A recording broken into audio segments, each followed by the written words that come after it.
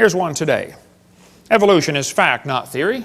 Birds arose from non-birds and humans from non-humans. No person who pretends to any understanding of the natural world can deny these facts. Wow, something's changed. Actually, I was at Chickasaw, Oklahoma a couple of weeks ago. It was supposed to be a debate, but none of the professors would debate me. So they scheduled an evolution seminar 2 days after I was gone. They let me come speak on creation. The student group got me in there. Here's a poster they put up right next to my poster. The poster was inviting people to come to the evolution seminar. Interested in evolution? Well, come on down. Evolution lecture with Dr. Mather and Dr. Ray. It says, hear both sides of the issue.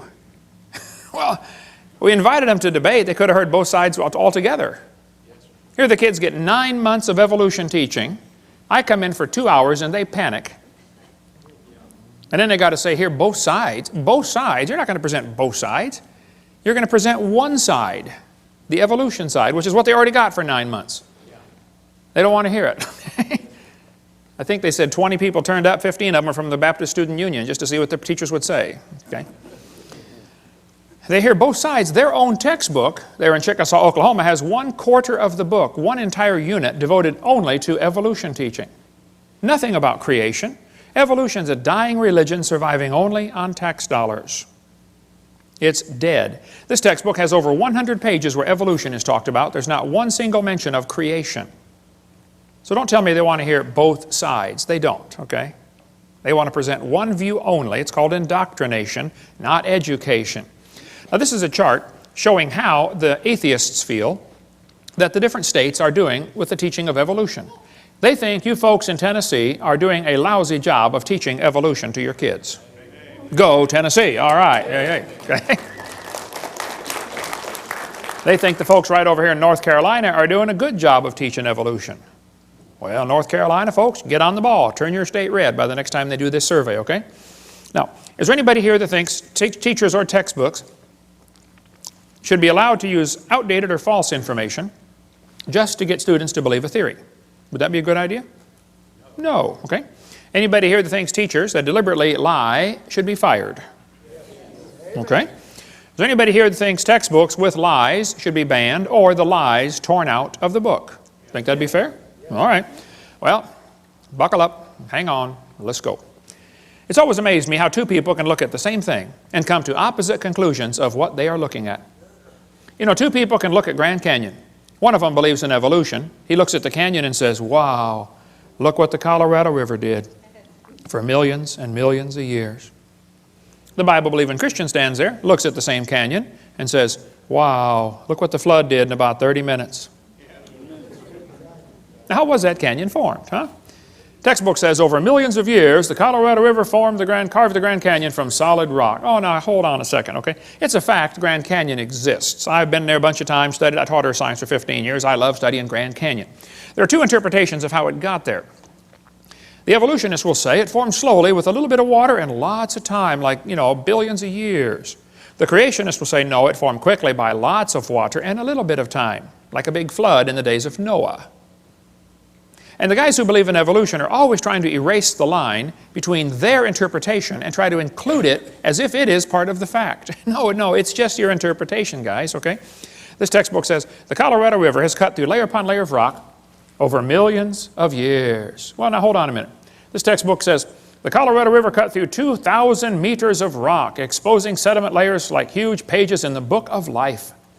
Scan the canyon wall from rim to floor and you look back through hundreds of millions of years. I don't think so. I was in a debate one time and this atheist said, Hovind, you're so stupid. Don't you know it took millions of years to carve the Grand Canyon? I said, well, sir, there's a couple things you ought to learn about Grand Canyon. If you built a dam across Grand Canyon, a huge lake would fill in behind it, covering several states, okay? I mean, take a lot of dirt to build a dam, but if you could build a dam across that canyon, you'd have a really big lake. Actually, some of the water from Wyoming drains through the Grand Canyon. It has a huge drainage pattern. There's a picture of it, satellite false color image. You can see Grand Canyon right there, a big gash right across a ridge in the mountains. You folks in Tennessee know what a ridge is. Not really a mountain, just a big long ridge, okay? I've flown by and taken lots of pictures. I asked the pilot one time, I said, man, are we going near Grand Canyon? He said, yeah, about 100 miles. I said, can you get permission to, divert and go closer? He said, let me see what I can do. He got permission. We flew right over the top of the canyon. I'm taking pictures like crazy, you know. Love studying Grand Canyon. Actually, it's a bunch of useless real estate. I mean, what would you do with it if you had it, you know? You can look at it and then go home. That's about it. But, I mean, you can't plow it, that's for sure, and you don't want your cows playing out there. But I said to this professor, I said, sir, there's a couple things to consider about this canyon. I said, these two red lines indicate what's called the snow line, okay? Between those two red lines is a ridge that gets about 6,900 to 8,500 feet above sea level. Now, the river enters the canyon at the far right over there at 2,800 foot elevation. The river flows downhill for 270 miles. Comes out the other side. If you look at it from a side view, a schematic view, it'll look like this. The river comes in 2,800 foot elevation. The ground rises up while the river goes down for 270 miles. I said, now, sir, there's a few things you ought to consider about this canyon. I said, did you know the top of Grand Canyon is higher than the bottom? He said, obviously. I said, sir, did you know the river only runs through the bottom? He said, well, yeah. I said, sir, did you know the top is higher than where the river enters the canyon by over 4,000 feet? He got a dazed look on his face like a calf looking at a new gate. I said, sir, did you know rivers don't flow uphill in Tennessee? There's no delta. Where's the mud that washed out of Grand Canyon? Nobody has a clue, okay? That river did not make that canyon. Grand Canyon's a washed out spillway. There used to be two big lakes, Grand Lake and Hopi Lake. The lakes are long gone, but the beaches are still there. You can still see the beach line. They got too full and went over the top and washed out that canyon in a hurry. Any farmer that's ever built a dam to hold water for his cows will tell you, once the water goes over the top of the dam, it's all over with. That's why they guard the levee like crazy during flood seasons, don't they? Get out there with sandbags. You don't want it to even get started. It's gone in a flash, okay? This river flows down this way. Obviously, it started at the top. Must have been a big lake backed up there, too. Even El Paso, Texas is called El Paso because it's the pass, okay? I bet there used to be a big lake backed up behind El Paso that dried up and left the white sands of New Mexico behind. That's another long, interesting story. But if you look at Grand Canyon, it's pretty obvious it's a washed-out spillway, okay? Almost all rivers around the world come together at what's called acute angles, less than 90 degrees. I mean, the rivers merge and keep going the same, general direction. If you look at Grand Canyon, the rivers on the lower left are indeed merging at acute angles, less than 90 degrees. But if you look at the upper right, the rivers are flowing backwards. Why would they do that? The rivers run backwards, hit the main channel, turn around, and come back out the other way. It's called a barbed canyon. There aren't many places like this on the planet. Well, this is evidence that a lake is draining, and as the water's running off the spillway backwards into the channel, it turns around, or off the dam. Water runs off the dam into the low place, turns around and comes back out through the crack, through the breach in the dam. Grand Canyon was not made by the Colorado River over millions of years. That is one of the lies you kids are going to face in your textbook. It's just not geophysically possible for that to happen. Now, are there any farmers or vets in the crowd that might know what this machine is? What is that, brother? That's a calf puller. That's a what? A calf puller. Once in a while, a cow has a hard time having that baby calf, and so they get the calf puller out, tie the cable around the calf's legs, and jack the calf out of the cow. You get a few tons of pressure on there, calf comes right out, no problem. Well, one day, this farmer was out pulling a calf. It was a breech birth. The back feet are coming out first. That's not good, but it happens once in a while. So the farmer had the calf puller out there, and he's trying to pull the calf out of the cow. And a city fella stopped his car to see what on earth is going on. And the farmer said, have you ever seen anything like this before? The city fella said, I have never seen nothing like this. The farmer said, do you have any questions? The city fella said, yes, sir, I have one question. It's been bugging me for 10 minutes. The farmer said, well, what's your question? And the city fella said, how fast do you figure that calf was going when it ran into that cow? No. We're not separating the wreck here, fellas. You know, it's possible for two people to be looking at the same thing, and one of them is getting the wrong idea of what he's looking at. The Bible warned us that was going to happen. Knowing this first, there shall come in the last days scoffers. Did you know there are people that scoff at the Bible? I deal with them on a regular basis. I attract them like a lightning rod. They scoff, it says, because of their lust. There's no scientific reason for them to reject the Bible. They just don't like that book because it chaps their hide. So they're scoffing because of their lust, not because of their science, okay? Even Huxley admitted, I suppose the reason we leapt at origin of species was that the idea of God interfered with our sexual mores. We don't want God telling us what to do. Okay? Arthur Keith said evolution is unproved and unprovable. We believe it because the only alternative is special creation, and that is unthinkable. The Bible says they did not like to retain God in their knowledge. For this cause, God shall send them strong delusion. Anybody that believes they evolved from a rock 4.6 billion years ago, I would say is strongly deluded. You would have to have help to be that dumb. You could not do it on your own. You'd have to have years of training and conditioning to believe such a silly idea. Hey, is it possible for a person to go insane? I mean, absolutely loony? Oh yeah, it happens, doesn't it? Okay. Is it possible for an entire group of people to go insane? Can you imagine over 900 people drinking poison Kool-Aid and killing themselves? A whole group went insane.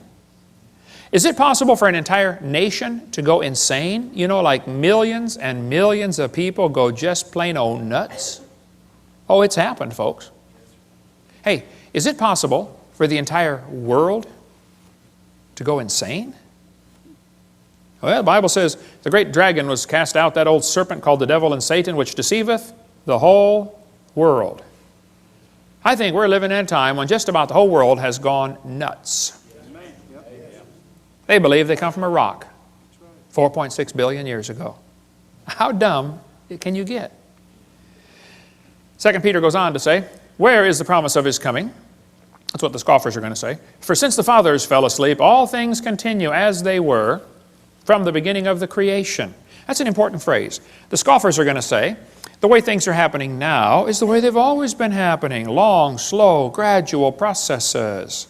The Bible says the scoffers are willingly ignorant. Willingly ignorant. In the Greek, that means dumb on purpose. They're willingly ignorant of how God made the heavens and the earth, and they're ignorant of the flood. The world was overflowed with water and perished. We cover more on that on videotape number 2 of our series. But one of the scoffers in the last days was a guy named James Hutton.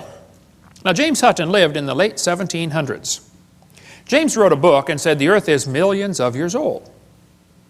Now, you need to understand, in the late 1700s, most people believed the Bible, or at least they were strongly influenced by Christianity, and everybody thought the earth was about 6,000 years old. That was the common teaching of the day. Okay? They taught the kids in the public school, you know, God created the world in 6 days, like we saw earlier. But this was also a time of many revolutions. We had the American Revolution, the French Revolution, the Polish, the Spanish, the German. Every country is just about revolting against the idea of a king and establishing a democracy. So they threw off monarchy, and this is known as the age of anti-monarchy. So the Bible says to honor the king, and some people thought the Bible was an obstacle to their political objectives. And they wanted to discredit the Bible. Keep in mind, this all happened in the early 1800s and late 1700s. So back when everybody thought the earth was a few thousand years old, James Hutton came along and said, oh no, it's lots older than that.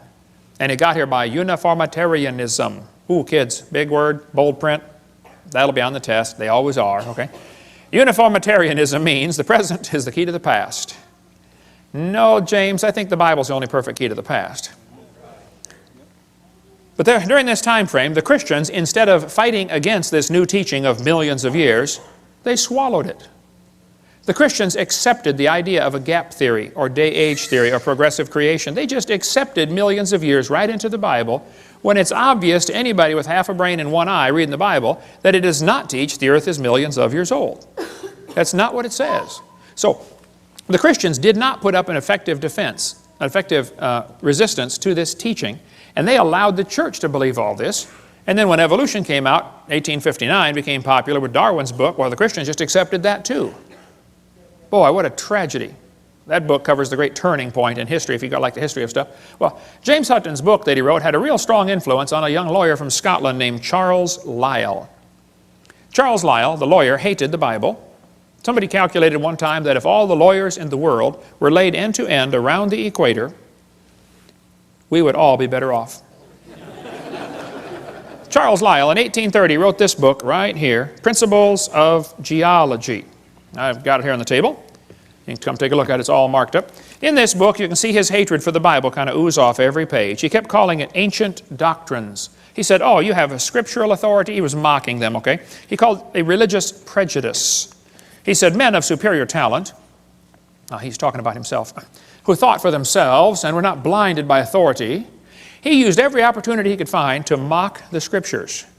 And kids, you won't have to go to college very far before you're going to run into a professor that has this mocking attitude toward God's Word. How many of you had one when you went through school? Seems like their whole goal in life is to destroy your faith. I had a bunch of them when I went to school.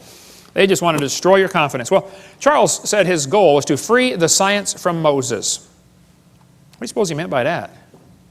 Well, before Charles Lyell wrote his book, everybody looked at the geology, looked at Grand Canyon and said, wow, look what the flood did. He didn't like people interpreting Earth's history in light of the Bible. He wanted them to interpret Earth's history in terms of millions of years. Lyell is the primary guy responsible for inventing what today is known as the geologic column. How many have ever heard of the geologic column before? They divided the Earth up into layers and gave them names, you know. Cenozoic, Mesozoic, Paleozoic, Archaeozoic, all that kind of stuff. Maybe you saw the movie Jurassic Park, named after the Jurassic layer, okay? Each layer of rock was given a name and an age and an index fossil.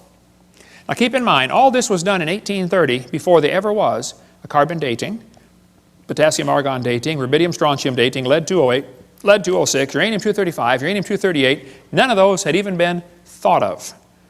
So they didn't determine these great ages by any radiometric decay method. They just picked the numbers out of the clear blue sky. It's a fact the Earth has many layers of sedimentary rock. That is just a fact. You can see them all over Tennessee here. How'd they get there? Well, there are two interpretations. One group says the layers formed slowly over millions of years. The other group says, no, these layers are all from the flood in the days of Noah. And again, they're always trying to erase that line between the two and make their interpretation become part of the fact. And it's just not, okay? It's just their interpretation, that's all. The geologic column is actually the Bible for the evolutionist. The only place you'll ever find it is in the textbooks. It doesn't exist. This guy admits it. He said, if there were a column of sediments, unfortunately, no such column exists. Did you know there is no geologic column? If there was, it'd be 100 miles thick. It doesn't exist. It's one of the lies in the textbooks. And actually, all of evolution is based on this lie right here. This is one of the most serious ones, in my opinion. It's true the Earth has layers. That's not the question. Okay? How did they get there, though? I mean, if that layer sat there for 10 million years waiting for the next one, don't you think it's going to rain once in a while in 10 million years? Why are there no erosion marks between the layers? Why are they stacked on top of each other just like a stack of pancakes? And by the way, why are there no soil layers between the rock layers? I mean, soil builds up on top of rock. Don't you think there'd be some soil built up once in a while? Look, if you get a jar of dirt and rocks and gravel and sand and mud and shake it up and set it down, it settles into layers for you in a few minutes. It doesn't take long. How many have seen those things you buy at the mall with two pieces of glass and different colored sand in between? You know, you flip it over and it makes all kinds of layers just in a few seconds. It doesn't take long. I was preaching years ago in Union Center, South Dakota. Now, Union Center is right there. It's not even on the map.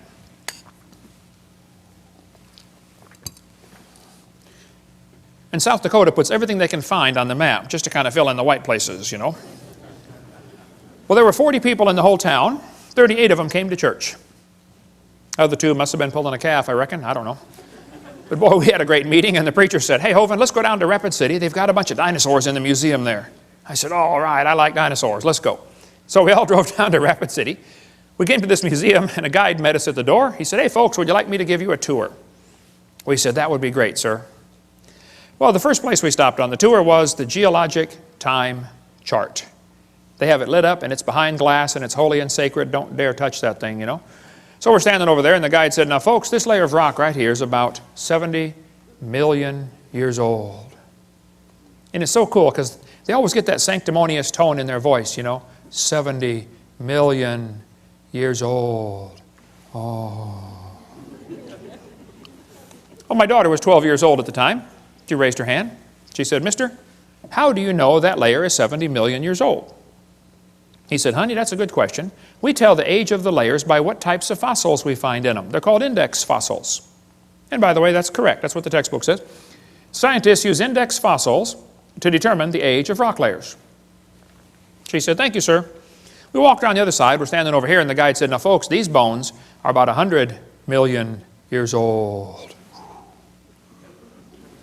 My daughter raised her hand again. She said, sir, how do you know those bones are 100 million years old? He said, well, honey, we tell the age of the bones by which layer they came from. She said, sir, when we were standing over there, you told me you knew the age of the layers by the bones, and now you're telling me you know the age of the bones by the layers. She said, isn't that circular reasoning? I thought, wow, a chip off the old block. That guide had the strangest look on his face. It was almost as if he were thinking. He looked at my daughter. He looked at me. I wasn't about to help him. I thought, wow, this is going to be good. I have got to hear this. He looked back at my daughter. He said, wow, you're right. That is circular reasoning. He said, I never thought of that before. That fellow drove 50 miles one way that night to come hear me speak in Union Center, South Dakota. The crowd swelled to 39. We set up a chair in the aisle. Afterwards, he talked to me for an hour. He said, Hovind, is everything I believe about geology wrong? I teach this stuff at the college. I said, oh, no, I like geology. I've got a huge fossil collection, rock collection, mineral collection. I teach earth science. I love studying geology. I said, but as far as the layers being different ages, I said, yes, sir, I'm sorry. That is all baloney. It's based on circular reasoning. I'll show you. Here's a textbook that tells the kids to date the rocks by the fossils, and on the very next page it says date the fossils by the rocks. On the next page, and they don't catch it. It's a lie. It's circular reasoning. The intelligent layman has long suspected circular reasoning in the use of rocks to date fossils and fossils to date rocks. The geologist has never bothered to think of a good reply, feeling the explanations are not worth the trouble as long as the work brings results. It cannot be denied from a strictly philosophical standpoint, geologists are arguing in a circle. The relative ages of rocks are determined by the organisms they contain. They date the rocks by the fossils and the fossils by the rocks. Ever since the beginning of the 19th century, fossils have been and still are the best and most accurate method of dating and correlating the rocks in which they occur. Apart from very modern examples, which really are archaeology, I can think of no cases of radioactive decay being used to date fossils. They don't date fossils by potassium-argon dating or carbon dating. That's not how they do it. Radiometric dating would not even be possible if the geologic column had not been erected first. There's no way simply to look at a fossil and say how old it is unless you know the age of the rocks it comes from. This is Niles Eldredge, one of the most famous evolutionists alive today. He said, and this poses something of a problem. Yeah, something poses a big problem, Niles. If we date the rocks by the fossils, how can we then turn around and talk about patterns of evolutionary change through time in the fossil record? Circular reasoning. This guy said the rocks do date the fossils, but the fossils date the rocks more accurately. I think the cheese done fell out of his sandwich. That's what I think. Okay, he's a few fries short of a Happy Meal. It's based on circular reasoning. Okay, this guy said the charge of circular reasoning can be handled several ways. It can be ignored as not the proper concern of the public. It can be denied by calling down the law of evolution. It can be admitted as a common practice or avoided by pragmatic reasoning.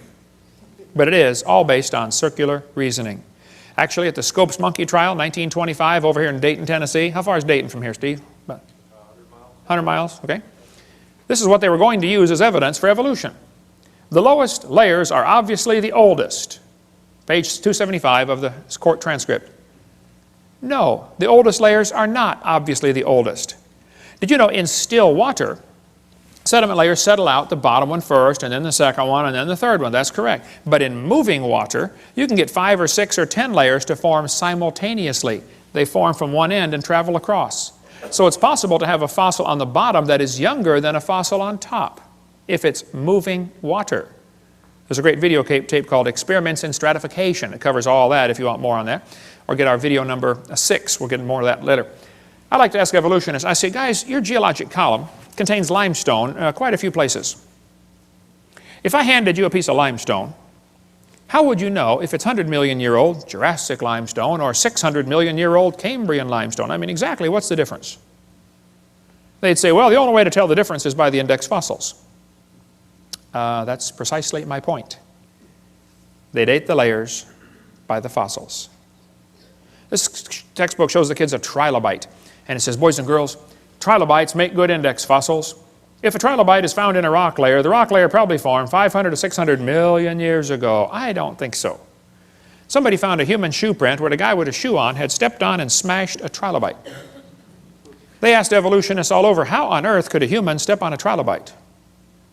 If trilobites lived 500 million years ago and man didn't get here till, 3 million years ago, and they didn't start wearing shoes till 10,000 years ago, how could a human step on a trilobite? One atheist said, well, it's obviously. The only answer would be that aliens visited the planet 500 million years ago. Oh, them aliens will do it every time.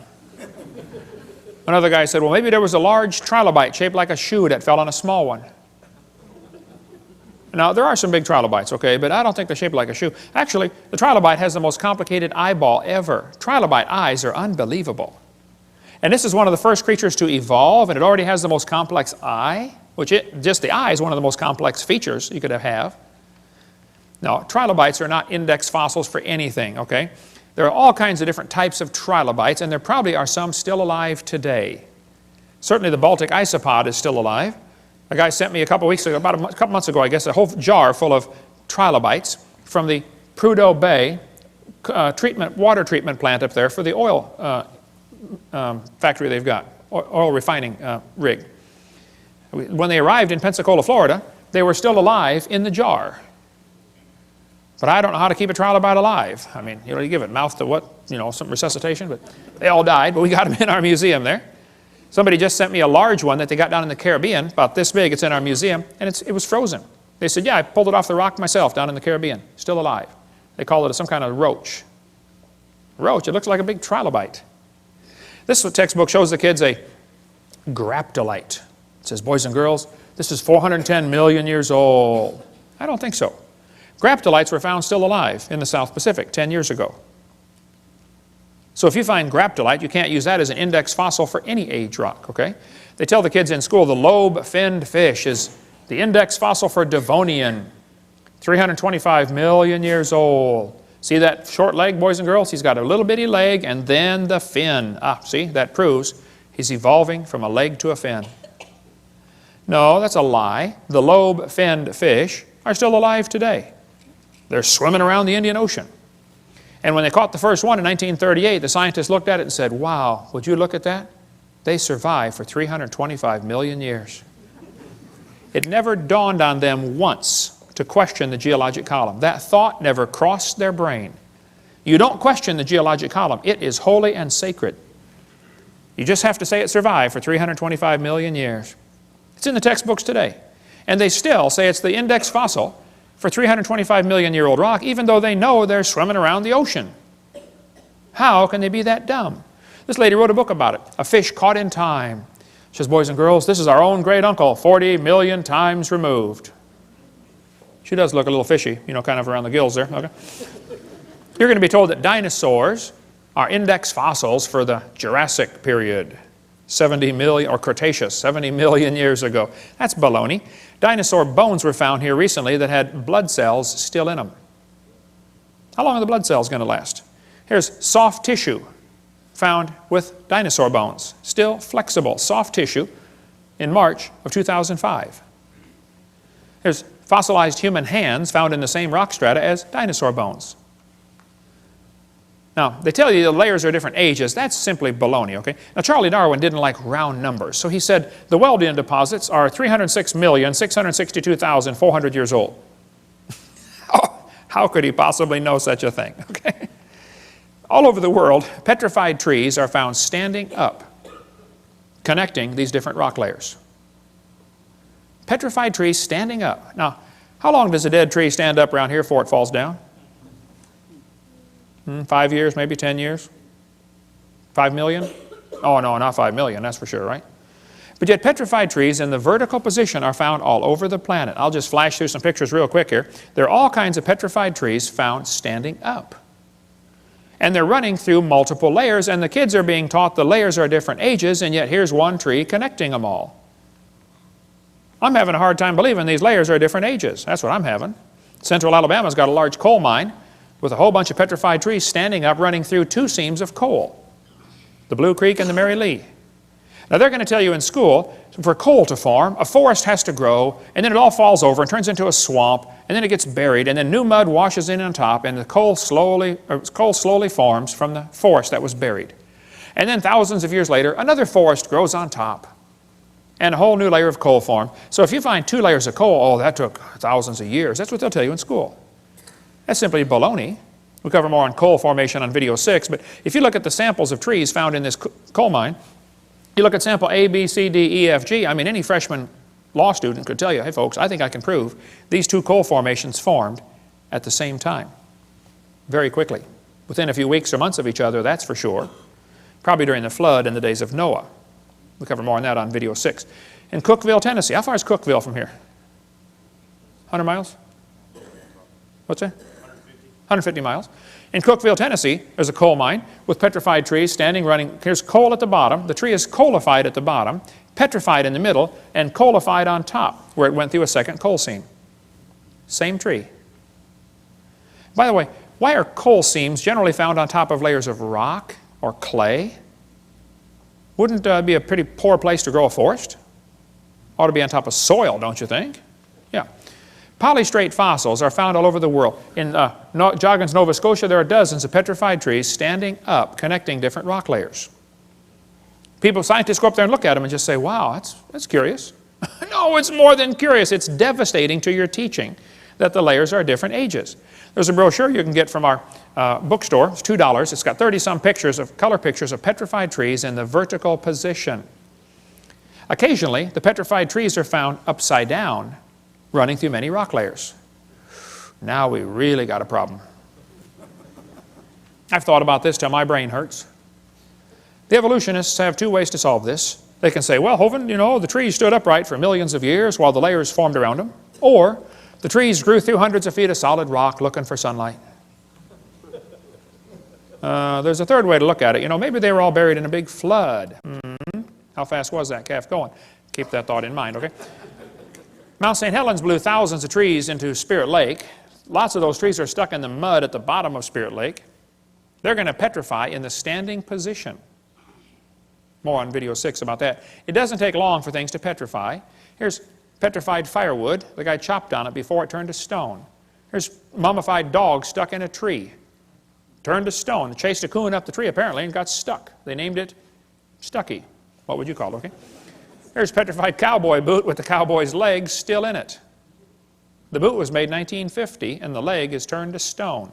Here's petrified fish giving birth. It does not take millions of years to give birth. Praise God, okay? There's a petrified hat. Petrified pickle found in a jar. The guy sent me the jar and pickle. He said, Brother Hovind, I found this in Montana in an old home. The house was junk. The roof was gone. The house was falling apart. But he said, you want a petrified pickle for your museum? I said, of course. Who in their right mind would not want a petrified pickle, you know? Come on down to Pensacola, Dinosaur Adventureland, and see the petrified pickle. Here's petrified sacks of flour found in a flour mill that flooded in 1910 in Eureka Springs, Arkansas. Here's petrified toadstool. There's an amazing gem and mineral museum just south of Bloomington, Illinois, in a little bitty tiny town called Shirley, Illinois. You got to be trying to find it to get there, but it's worth going to see the Funk Gem and Mineral Museum, okay? Here's petrified acorns. This kid sent them to me. He said, Brother Hovind, I was 7 years old at the time. He said, I stuck these acorns in a bucket of water and I thought they might, sprout and make some trees, and I forgot about them. Next spring, my mama found the bucket on the back porch and the acorns had turned to stone. He said, would you like them for your museum? I said, of course. Come on down and see the petrified acorns. More on petrification on video number 6. So kids, when they tell you the layers are different ages, you tell them Kent Hovind said they're confused or they're lying. It is not correct. Those layers all formed, nearly all of them, at the time of Noah's flood. 80 to 85% of Earth's surface does not even have 3 geologic periods appearing in correct consecutive order. Even though this geologic column does not exist, except in the textbooks, that teaching is what changed people in the 1830s away from believing the Bible to believing in uniformitarianism. This teaching especially affected a young preacher. He just got out of Bible college, studied to be a pastor of a church. His name was Charles Darwin. Anybody ever heard of Charles Darwin? Charles Darwin graduated from Bible college to be a preacher, and he's going to sail around the world for 5 years first and collect some bugs for some, bugologist back there in England. Charlie brought some books with him. He brought his Bible, of course. He just got out of Bible college. And he brought this brand new book, Principles of Geology. Charlie said that book changed his life forever. He later wrote to a friend and said, "Disbelief crept over me slowly. I felt no distress." He slowly lost his faith in the Bible. As Darwin sailed around the world, he stopped off at the Galapagos Islands. Here on those islands, he noticed there were 14 different varieties of finches. Little tiny bird with a little tiny beak. But the beak shapes were different. Now the Grants went there and studied them and said, wow, during dry years, the beak is 1/10 of a millimeter thicker, and during wet years, it's 1/10 of a millimeter thinner. But it always averages back out. 1/10 of a millimeter, do you know how much that is?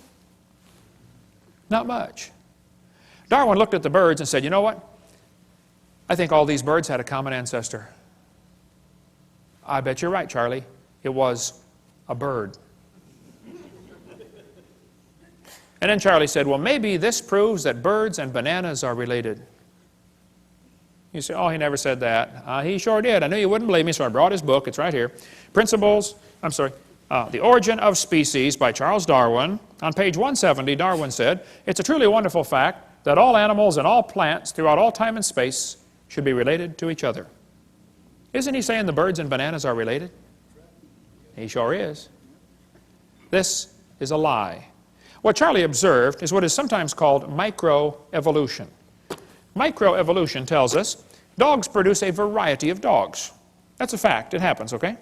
And roses produce a variety of roses. Nobody argues about that. The question is, does it go any farther than that? You may get a big dog or a little dog, but you get a dog every time. And probably the dog, the wolf, and the coyote had a common ancestor. I wouldn't argue about that. We did the test this morning. Had a 5-year-old girl. Said, okay, here we have a dog, a wolf, a coyote, and a banana. Which one is not like the others? She got it. The banana. We got college professors can't figure that out.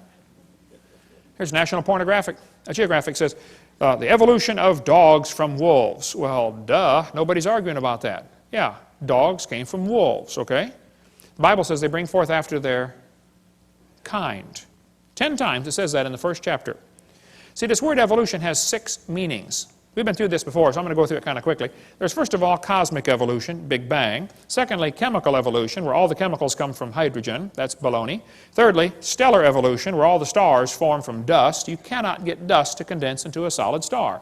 Can't happen. There's Boyle's gas laws that drive it away, okay?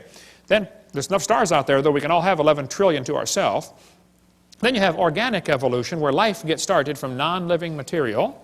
And then macroevolution, where an animal changes to a different kind of animal. None of those have ever been observed. Number 6, variations within the kinds, sometimes called microevolution. That one happens. The first 5 are religious. So whenever you discuss evolution, you have to define what you're talking about. If you're talking about number 6, I'm with you. I agree, that happens. You're talking about the first 5, that doesn't happen. That's something you believe happens, okay? Watch how they change the definition for the kids. They say, okay, boys and girls, evolution is change over time. Is that really what they mean? Watch this carefully now. In other words, living things have changed over time. Wait. Are you going to skip over the first 4? They just want to bypass the first 4 stages like it's not part of the theory? Well, then you don't have a coherent theory. Then they say, evolution is defined as a change in species over time. Now they're down to what I believe in. I think species can change. I think you can get some really weird varieties of animals, but they're still the same kind, okay? This is a lie, kids. That's not really what they mean by evolution. They want to give you examples of number 6 and make you believe that the whole theory has been proven. Don't get brainwashed. Most evolutionists will say, well, macroevolution is just micro with longer periods of time. No, it's not. They had a big conference on this very question in Chicago. They said the central question of the Chicago conference was whether the mechanisms underlying microevolution can be extrapolated to explain the phenomena of macroevolution. The answer can be given as a clear no. It doesn't work. Variations happen, sure, but they have limits. Did you know farmers have been trying to get bigger pigs for a long time? Do you think they'll ever get a pig as big as Texas? Nah, I bet there's a limit, isn't there? Okay. Roaches become resistant to pesticides. Do you think they'll ever become resistant to a sledgehammer? Probably not. See? There's a tiger had 3 kittens, all different colors, same litter. That's variations, but it's still a tiger. That's not evolution. They always end up producing the same kind of offspring, just like the Bible says. The information for the new variety had to be in the gene code already, or it couldn't produce it. No new information is ever added. The gene pool of the new variety is always more limited. Somebody spent years crossbreeding dogs to develop the Chihuahua. All that money to make a dog that's 100% useless. I mean, think about it. How long would the Chihuahuas last in the real world? Turn them all loose into the woods. Watch what happens. They'd run up to the wolf. Yep, yep, yep, yep, yep, yep, yep, yep, yep. Crunch. End of gene code, right? Genetic information is lost, not added when you get a strange variety. Real evolution would need an increase in genetic complexity. We don't ever observe that. Now, I grew up in Illinois, corn country. Did you know there are so many kinds of corn up there, they have to number them? You'll be driving down the highway and there's a sign that says BX65. Don't mix it with XL29. Something will explode. But folks, you can crossbreed corn from now to the cows come home and you are always going to get corn. You're never going to get a hamster or a tomato or a whale to grow on your corn stalk. It just ain't going to happen, okay? There's a whole variety of dogs in the world, and they might have had a common ancestor. A dog. There's BBC News. It looks like 95% of current dogs came from just 3 original founding females. Hey, they're getting closer. Right here it says, today's dogs come in all shapes and sizes, but scientists believe they evolved from just a handful of wolves tamed by humans living in or near China less than 15,000 years ago. They're getting closer. Man, if they keep studying their Bible, keep studying the science, they're going to be an independent Baptist when they're done. You get done climbing the mountain of truth, that's where you end up, you know. Okay. This Irish textbook calls them divergent evolution. Oh, come on. They show 5 dogs around a wolf, and that's not divergent evolution. Don't give it a fancy name. It's still a dog. It's just a variety of dog. This Mexican textbook says, the horse and the zebra had a common ancestor. I agree. It looked like a horse. You know, 4-wheel drive, genuine leather upholstery, all the standard horse equipment, okay? They got little tiny horses today. We had the world's smallest horse come visit our dinosaur adventure land. Talk about useless. I mean, you know, you can't ride it. Well, my granddaughter could, but it won't bark, you know. What do you do with a horse like that? You know, horses, zebras, and asses can all be crossbred. They have competition in California. Who can get the weirdest animal? They get zorses, zonkies, zeonies, zedonks, zebras, and shebras. Here's a zebra who forgot to put his PJs on. Here's a herd of zebroids running around. You know, in the last 100 years, the Kentucky Derby's gone from an average winning speed of 127 seconds down to 123 seconds. Now, even in the old days, they had some pretty low times turned in, okay? Question, how much money would you guess has been spent on selective breeding trying to get the fastest horse for the Kentucky Derby? Millions and millions of dollars. They do the same thing right around here, don't they? Spend lots of money for a Tennessee Walker. What's the most expensive Tennessee walking horse you've ever heard of? $1 million for one horse? $3 million for one horse. That's how much per pound? Man, I was in Italy, we ate horse over there. It's good, too. Tastes like chicken, you know. Now, I don't know if they've got to the absolute limit of horse speed or not. I don't know. But I suspect they're getting kind of close, okay? If you really want to win the Kentucky Derby, why don't you breed wings on your horse and fly around the track in 12 seconds? The whole point is, sure, you get varieties, but they're limited. There's a bunch of different kinds of cows in the world, and they might have had a common ancestor. A cow. This magazine's where you order chickens. All right, boys and girls, should we order, you know, cinnamon queens, red rocks, white rocks, cherry eggers, or brown leghorns? But look what the magazine says. Jungle fowl are the original bird from which all varieties and strains of domesticated chickens are derived. Did you know all the chickens had a common ancestor? Anybody want to guess what it was? Chicken. You got it. There are 8 kinds of bears in the world, and they might have had a common ancestor. A bear. You know, broccoli, cabbage, cauliflower, and Brussels sprouts all have a common ancestor called a plant. In California, they've got huge fields where they graft English walnut trees onto black walnut stumps. They do it because the black walnut stump, the root system is tough and can handle the weather over there. But the black walnut doesn't taste as good, it doesn't sell for as much money, and it's tougher to crack. English walnuts taste better, they sell for more money, and they're easier to crack, but the root system rots. So they cut them off and stick them together.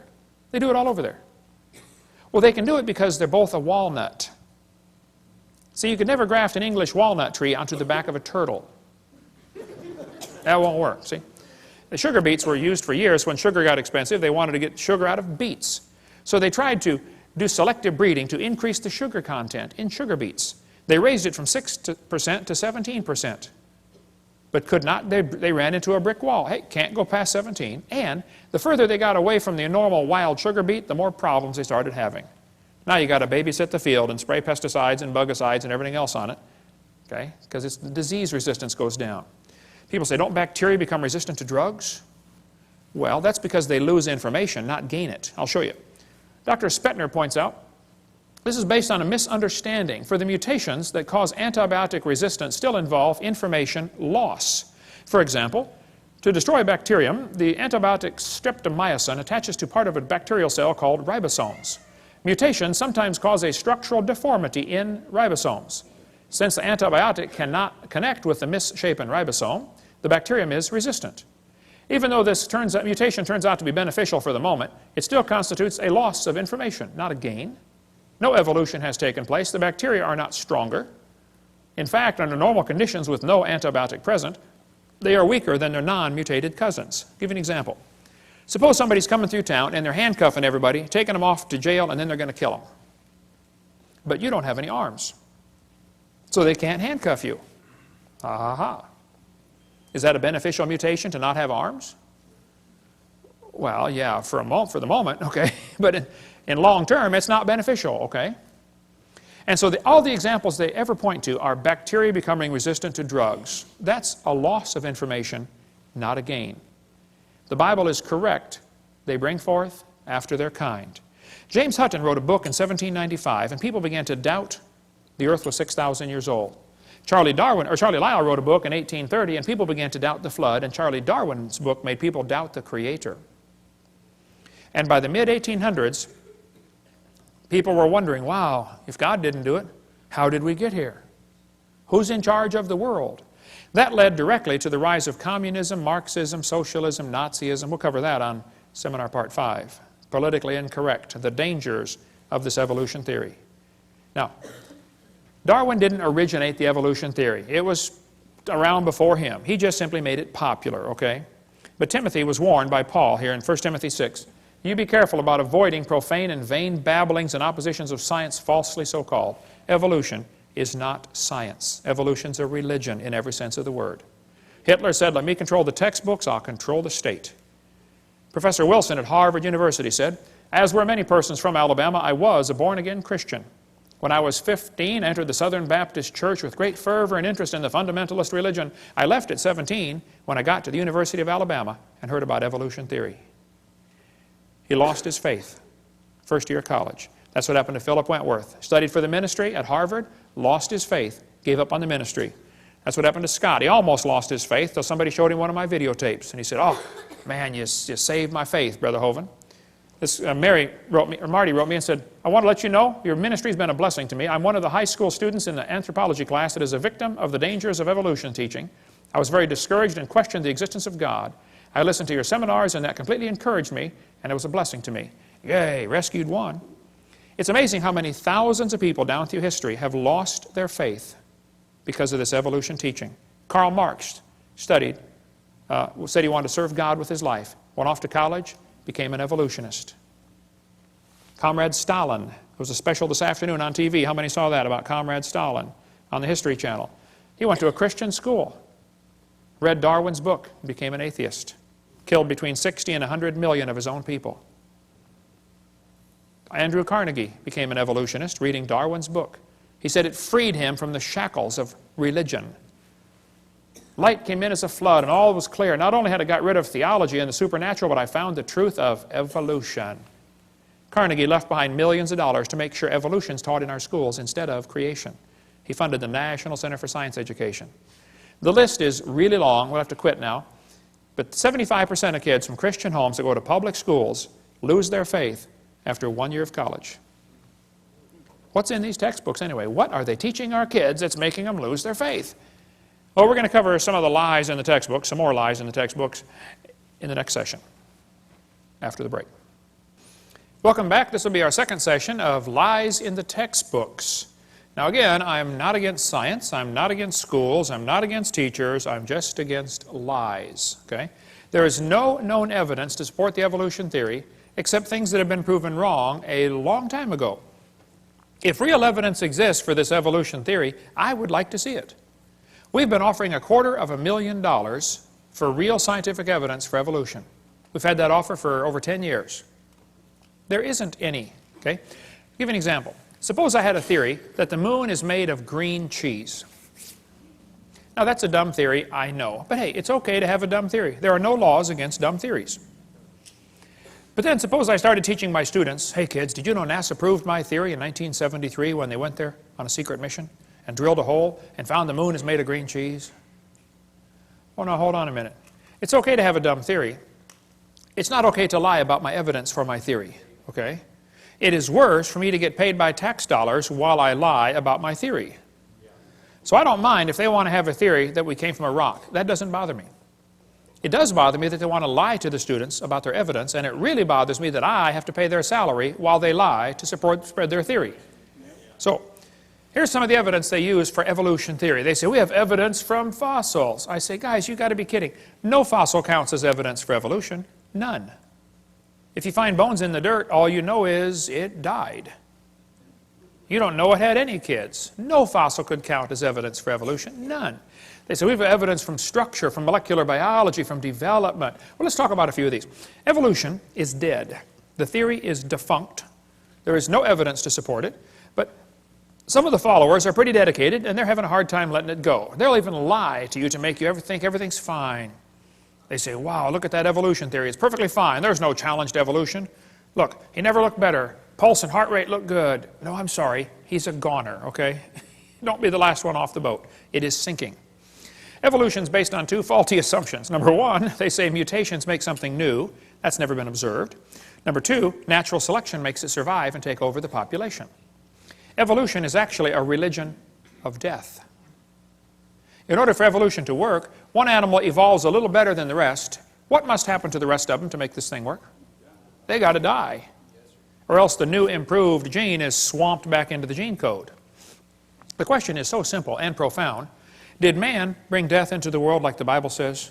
Or did death bring man into the world like evolution says? Somebody is wrong. Textbook says there are mutations, and they are the original source of variation in populations. I agree, mutations happen, no question. But mutations do not produce any evolution. Mutations are scrambling up existing genetic code. They're not making anything new. Here's a five-legged bull.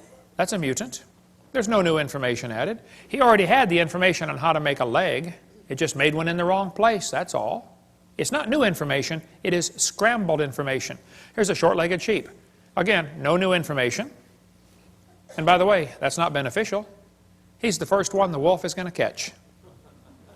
Right? Oh, boys, go. Here comes the wolf. Brrr. Oh, Herman didn't make it. There's a two-headed lamb. That's a mutant.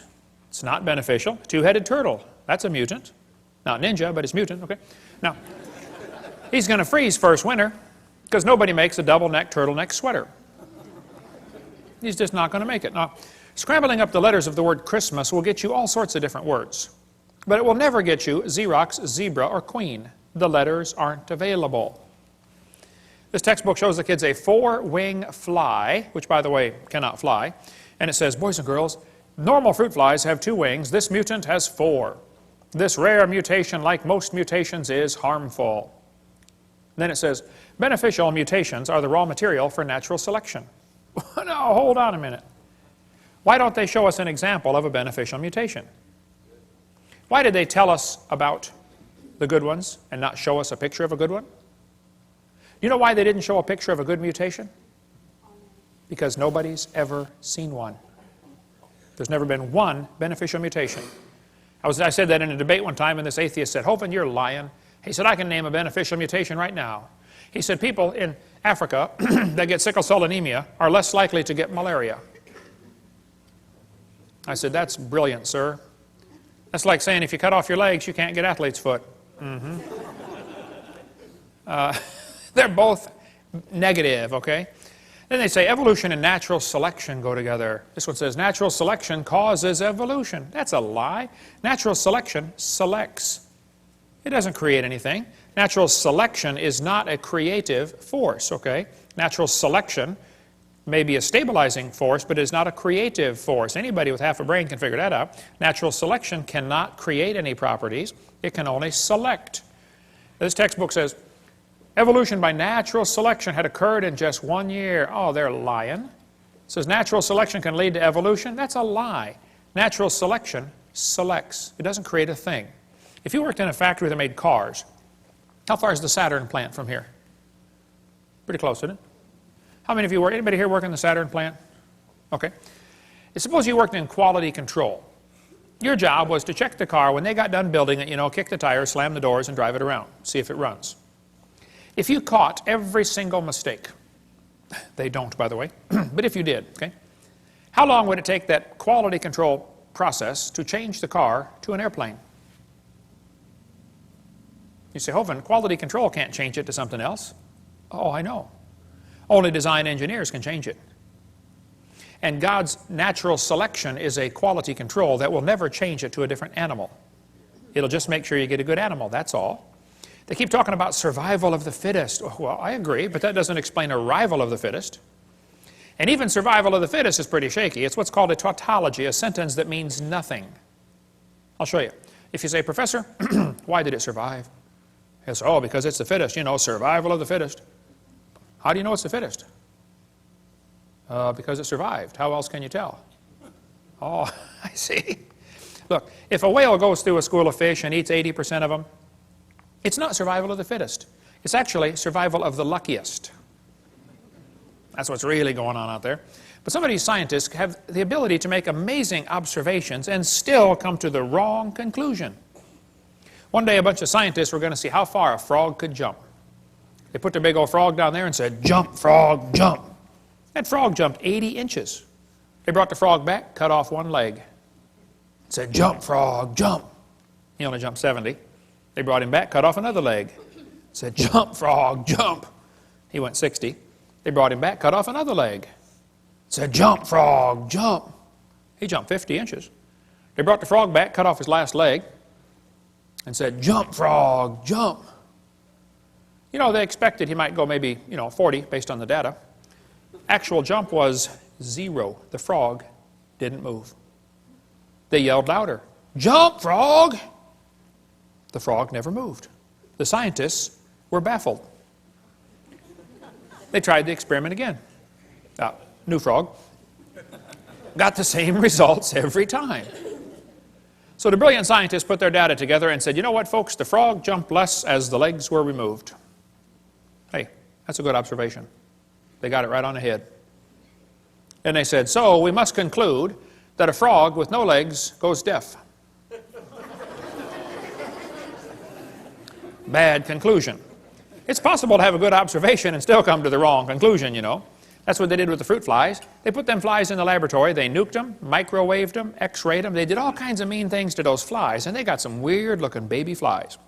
They got flies with curled wings. They fly around, buzz, zzz, zzz, zzz, couldn't go anywhere. They got flies with no wings at all. What do you call that? A crawl or a walk? Can't fly. They raised all these mutated flies in the laboratory and said, you know what, folks, fruit flies refuse to become anything but fruit flies. Well, duh. So they said all mutations produce flies that were inferior to the original fly. Good observation. They said, so we must conclude that flies have evolved as far as they can go. Oh, bad conclusion, you know. Maybe you could conclude that God made them right to begin with, and all you're doing is messing them up in your laboratory. They were doing fine till you guys got a hold of them. Yeah. And they say evolution's as fit as ever. Yep, fruit flies in the north have wings 4% larger than flies in the south. Well, that proves something to somebody somewhere, I'm sure, but it's still a fly, okay? Then they tell the kids, the peppered moth is proof for evolution. They counted the moths on the trees and found it was 95% light colored and 5% black. Then they burned coal in the factories and the trees turned black, and they counted the moths again. It was only 5% light and 95% black. The problem is the entire story is a lie. They glued dead moths to the tree to take that picture for your kid's textbook. It's right here. Where's this book used at, brother? It's not used anymore. Peppered moth. It's still in the new books, though. Evidence for evolution. Those are dead moths glued on a tree, because after 40 years of watching, they found a grand total of 2 moths on the trees. 2 out of, let's see, what's 95% of 2? Wow. I have to do some figuring on that one. They still keep it in the textbooks, though, as evidence for evolution. What's the Tulsa Zoo doing having a peppered moth display? I mean, this is a zoo, for heaven's sake. Why do they push evolution in a zoo? Get the book Icons of Evolution if you want a whole lot more on the history of this peppered moth idea. But they tell the kids, we're going to learn to think critically. Boys and girls, do you think humans are still evolving? What kind of question is that? That's one of those questions like, have you stopped beating your wife yet? Wow, let me think. If I say yes, I'm admitting I did. If I say no, I'm still doing it. Did you know it's possible for the question to already have a built-in assumption? Look at that question. Do you think humans are still evolving? What's the built-in assumption? That humans evolved. Now, how's a Christian kid supposed to answer that for homework for Monday? I would say, teacher, this question is poorly written. It assumes evolution has happened when it has not. It's like asking the question, you know, why are elephants orange? Boy, no, there's a tough one. Why are they orange anyway? They're not orange? This is not learning to think critically. This is a Soviet-style indoctrination-type brainwashing question. And when the kid gets done taking this class, he's going to think he knows how to think. But he doesn't. He knows how to be told what to believe, and he never understands how it happened to him. That's not thinking critically. Then they tell the kids, we've got evidence for evolution from homologous structures. Wow, what's that mean? Yes, boys and girls. Did you know you have 2 bones in your wrist, and they're called the radius and the ulna? Pretty cool.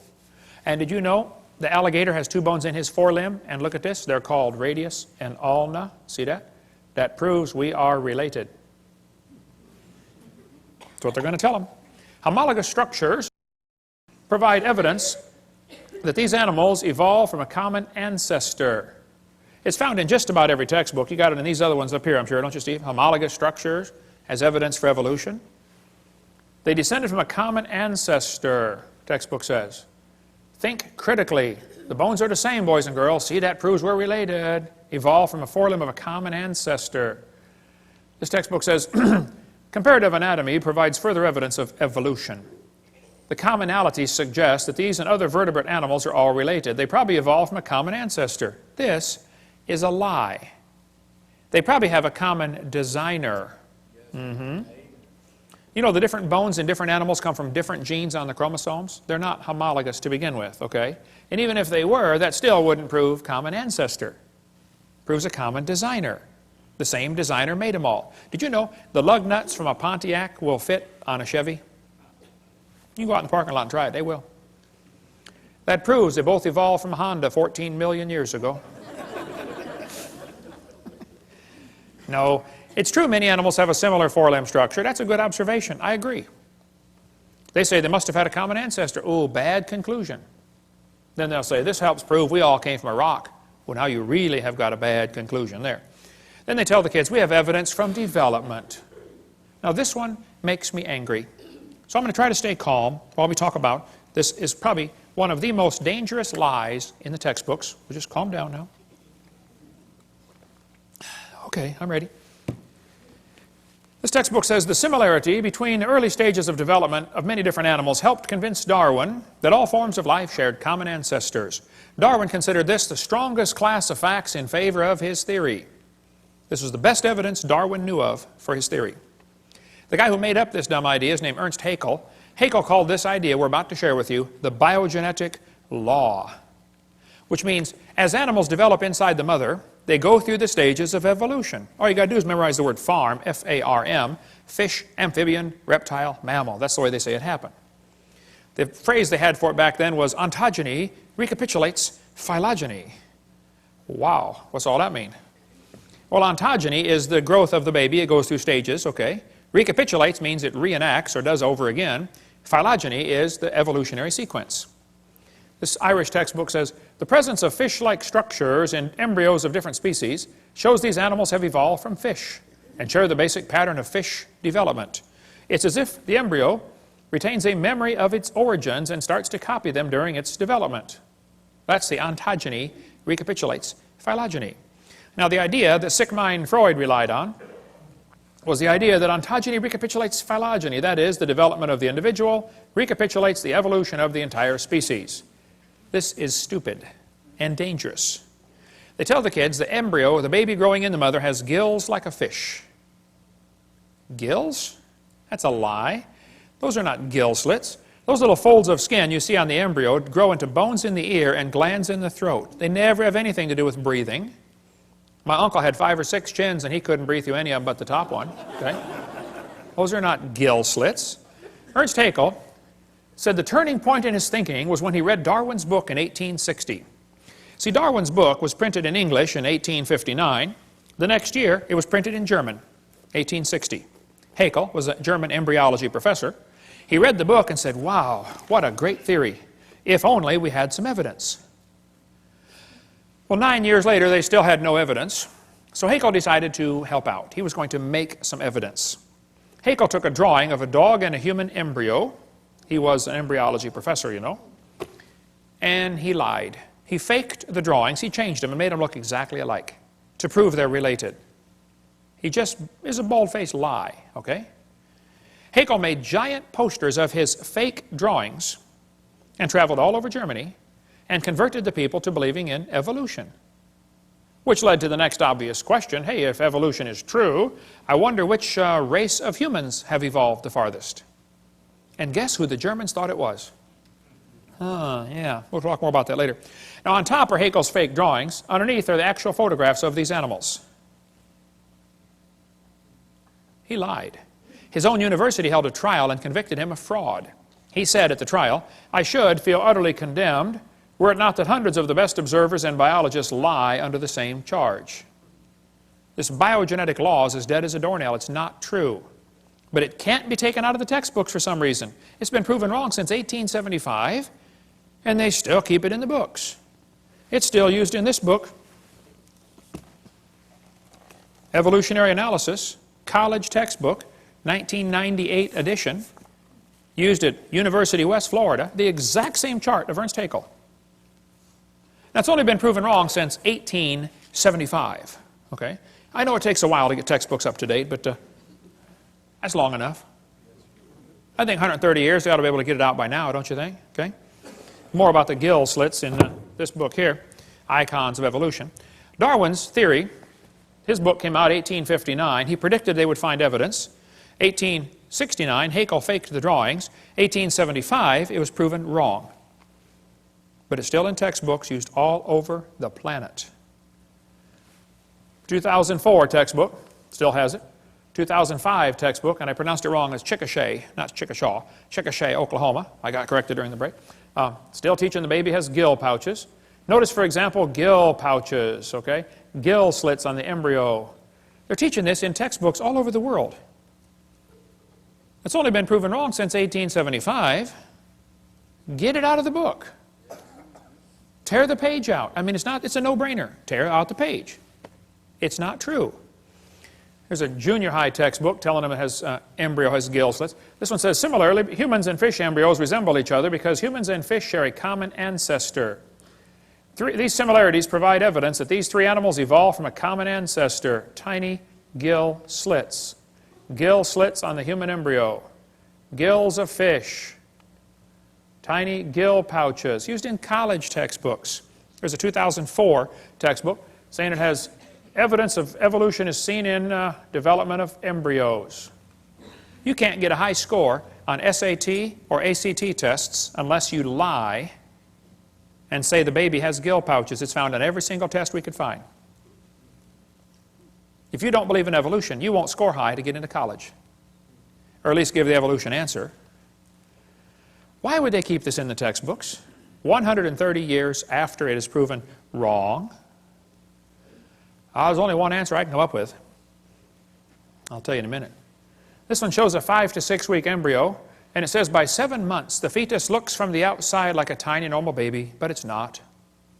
It's not a baby at 7 months. Hello, that's a lie. It's a human at conception. These 6 things doth the Lord hate. Hands that shed innocent blood. God hates this. Cursed be he that taketh reward to slay an innocent person. And all the people shall say, Amen. Amen. Your textbooks are going to tell you, kids, that you have an appendix that is vestigial. You don't need it anymore. That's a lie. You need your appendix. The appendix is part of your immune system. Here's an article on the web from University of Chicago. Ask a scientist. Nancy writes in and says, what is the function of the appendix in a human before it is taken out through surgery? This lady writes back and says, the appendix has no known function. She's way behind the times on that one. She goes on to say, it is believed that the appendix will gradually disappear in human beings as our diet do not include cellulose no more.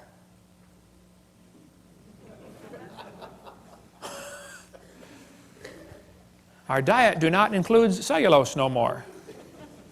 University of Chicago. Wow. Good place to get an education. Not in English, apparently. But in the first place, this is not true, okay? The appendix is part of your immune system. You need your appendix. The appendix activates killer B cells like your thyroid activates killer T cells. It's true you can live without your appendix. That's true. You could live without both your legs and both your arms and both your eyes and both your ears also. Doesn't prove you don't need them. If you take your appendix out, you got a much better chance of getting all sorts of diseases. This textbook says the whale has a vestigial pelvis. Many organisms retain traces of their evolutionary history. For example, the whale retains pelvic and leg bones as useless vestiges. National Center for Science Education teaches, Bossy the cow evolved to blowho the whale. The cow evolved to the whale. And the evidence is the pelvis. Whales have a vestigial pelvis and leg bone that serve no purpose. They have hind limb bones that have no function. Just imagine whales walking around. It's true. Well, here's the bones they're talking about right there. Just imagine the whale walking around. I have tried and tried to imagine, and I just can't do it. Almost every type of whale has these bones right there in the abdomen. They are not attached to the spine. That's correct. Textbook says the whale's pelvis is located far from the vertebra and has no apparent function. The whale's pelvis is evidence of its evolution from four-legged, land-dwelling mammals. This is a lie. Those little bones are anchor points that special muscles attach to that allow the whales to reproduce. Whales are kind of big, you know. And without those special muscles and those special bones, they can't get more baby whales. So either these guys are ignorant about their whale anatomy or they're lying to your kids trying to spread their theory. But it's not true that those are vestigial, okay? There are no vestigial organs, and if there were, think about it, that would be the opposite of evolution. That's losing, not gaining. How's that going to help? You lose everything until you have it all? We could spend 2 days on whale evolution. Every one of them, Ambulocetus and Pakicetus, have all been proven baloney. They can't be intermediate species, okay? The authors were certain the feet were enormous, even though nothing was found. Basilosaurus could not possibly have been ancestral to any of the modern whales. Pakicetus was made from one small piece of jaw, a small piece of skull, a small piece of jaw, and a few teeth. You find a little bit of jaw, a little bit of skull, a couple of teeth, and you know that it's half whale, half something on land? That's kind of a stretch, don't you think? We'll cover more on that later, but there's all kinds of stuff on our website about this. I've got in my museum a 15.5-foot python snake skin. If you look at the south end of that snake skin, it's got a couple claws attached to a little 2-inch bone going up inside the snake's body. We've got them in our museum, okay? Textbook says, see, boys and girls, this is a vestigial structure. The boa and the python have these little tiny claws. Do whales or snakes have back legs? You can see that they don't. Yet, both animals have vestigial hip bones and leg bones where legs may once have existed. This is a lie. This textbook says they have reduced hind legs, rudimentary hind legs of a python snake. You've got to be kidding. Those little claws are used in mating, okay? The snake doesn't have any arms, and you can't talk and say, scoot over, honey, okay? This has nothing whatsoever to do with walking on land. It has to do with getting baby snakes. So once again, somebody's real dumb about their snake anatomy, or they're lying to your kids trying to spread their theory. This textbook shows the coccyx, the human tailbone, and at Discover magazine, and it says, that's all that's left of the tail that most mammals still use. Humans have a tailbone that is of no apparent use. I was in a debate in Huntsville, Alabama, against the president of the North Alabama Atheist Association. He got up in front of God and everybody and said, folks, I've got proof for evolution. Humans have a tailbone they no longer need. I said, Mr. Patterson, I taught biology and anatomy. I happen to know there are 9 little muscles that attach to the tailbone, without which you cannot perform some valuable functions. I won't tell you what they all are, but trust me, you need those muscles. I said, now, if you think the tailbone is vestigial, I, Kent Hovind, will pay to have yours removed. Bend over. Critical thinking, this book says, 2005 edition. At the end of your backbone is a coccyx, a few small bones that are fused together. Could the human coccyx be a vestigial structure?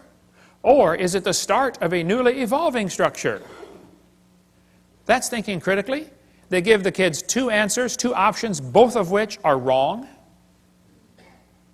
There's a third option, you know. Maybe it's fine just like it is. Notice they don't give that as an option, do they? Maybe it was designed to support your colon and support your lower back for posture when you sit, and 5 or 6 other things you can read your Gray's Anatomy about. Okay? They say, aren't babies born with tails once in a while? No. Well, that baby's got a tail right there. No, he doesn't. It's not a tail. That's just fatty tissue. There's no bone, no muscle, no cartilage. It's not even lined up with the spine. It has to do with the way the baby develops inside the mother. There's fat around the nervous system to protect it until the bone grows around it. Generally, the fat is resorbed into the system as the baby grows and develops bone, but on extremely rare occasions, the fat is excluded outside the body like a big wart.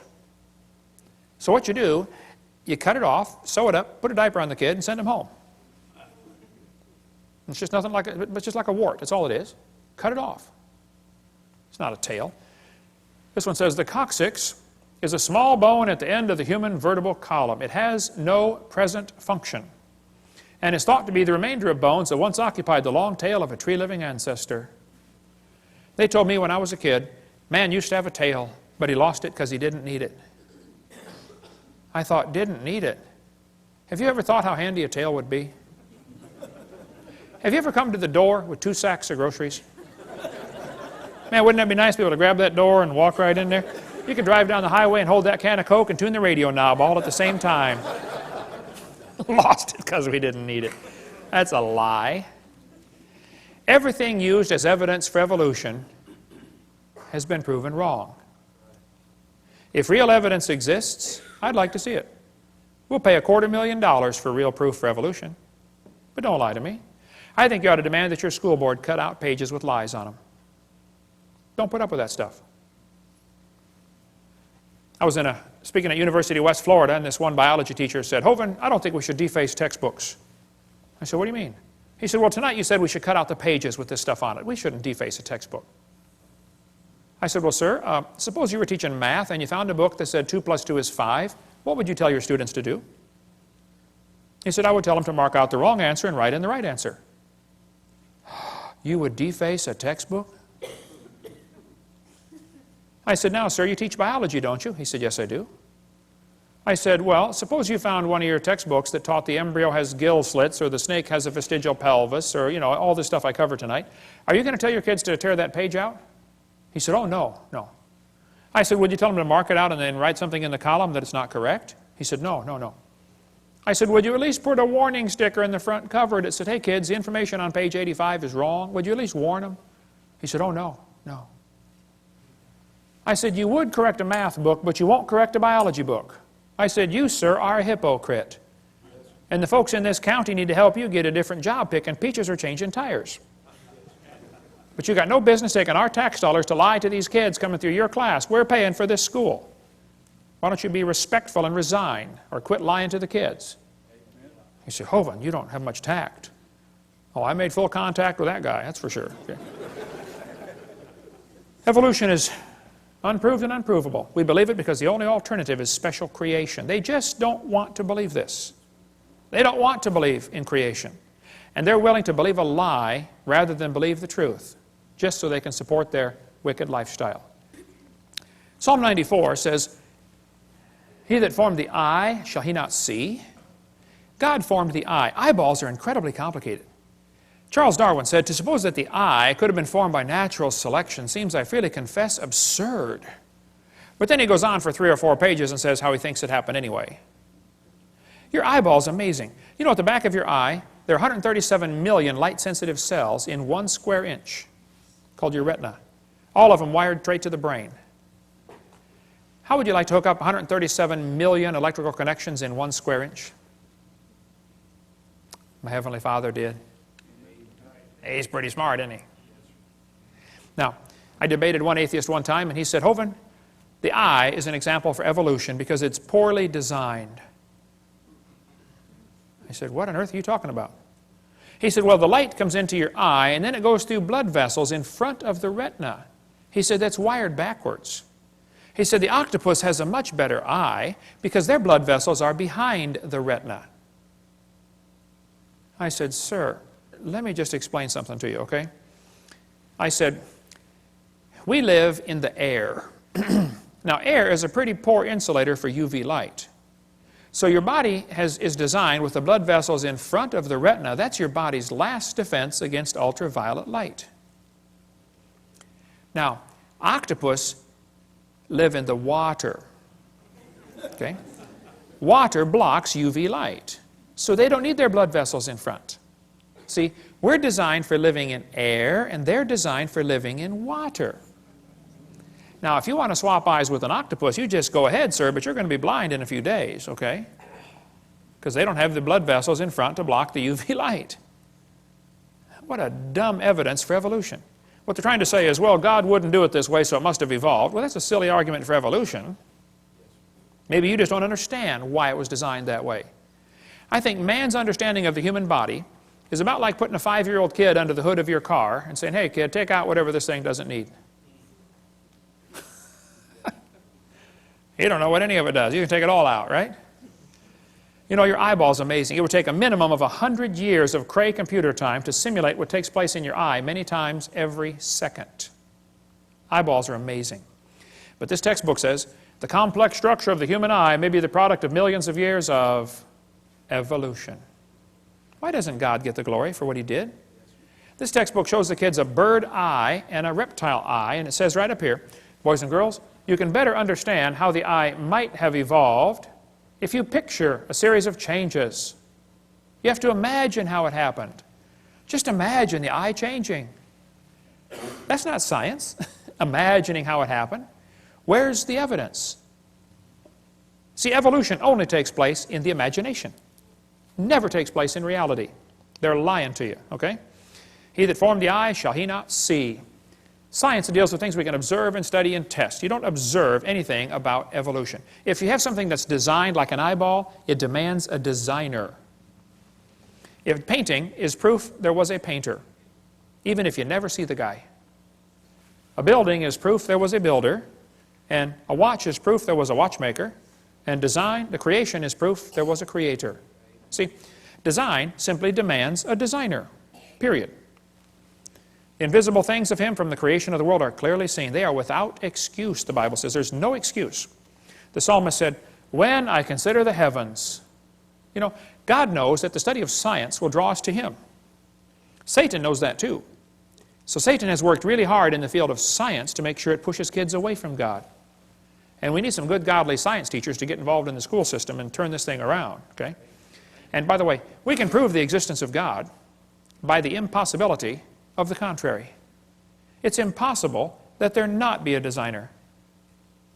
It's just not possible. There had to be a designer, okay? I like to show evolutionists this picture. I say, guys, here we have, as far as I know, the world's largest rock group.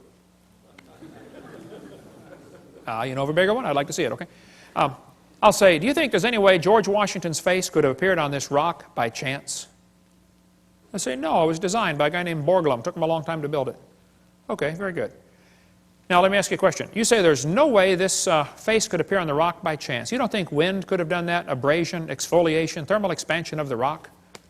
Nothing? Nope, happened by design. Okay, now let me ask you this question. Do you think George Washington himself, with 50 trillion cells in his body and all these complex systems, happened by chance? I say, yeah. No, wait. You don't think his face could appear on a rock by chance, but you do think his whole complex anatomy could happen by chance. Are you dumb in any other area, or is that the only one, you know? Then they tell kids that plants are adapted to their environment. Adapted? Yes, boys and girls, gills are an adaptation to living in water. Oh, well, how did they live before they adapted the gills? Well, you see, Mr. Hovind, for millions of years, they all died. None of them lived until they adapted the gills. Oh, I see. Why don't they say it's a design feature? See, they avoid using the word designed because then some kid's going to say, who's the designer? Adaptations for living on land. Legs. Oh yes, boys and girls. Legs support the body's weight as well as allow movement from place to place. Well, that's true. It doesn't prove they adapted by themselves, though. Lungs. Oh boy, the delicate structure of a fish's gills depends on water for support. On land, lungs carry out gas exchange. That's true. That's not proof one changed to the other, though.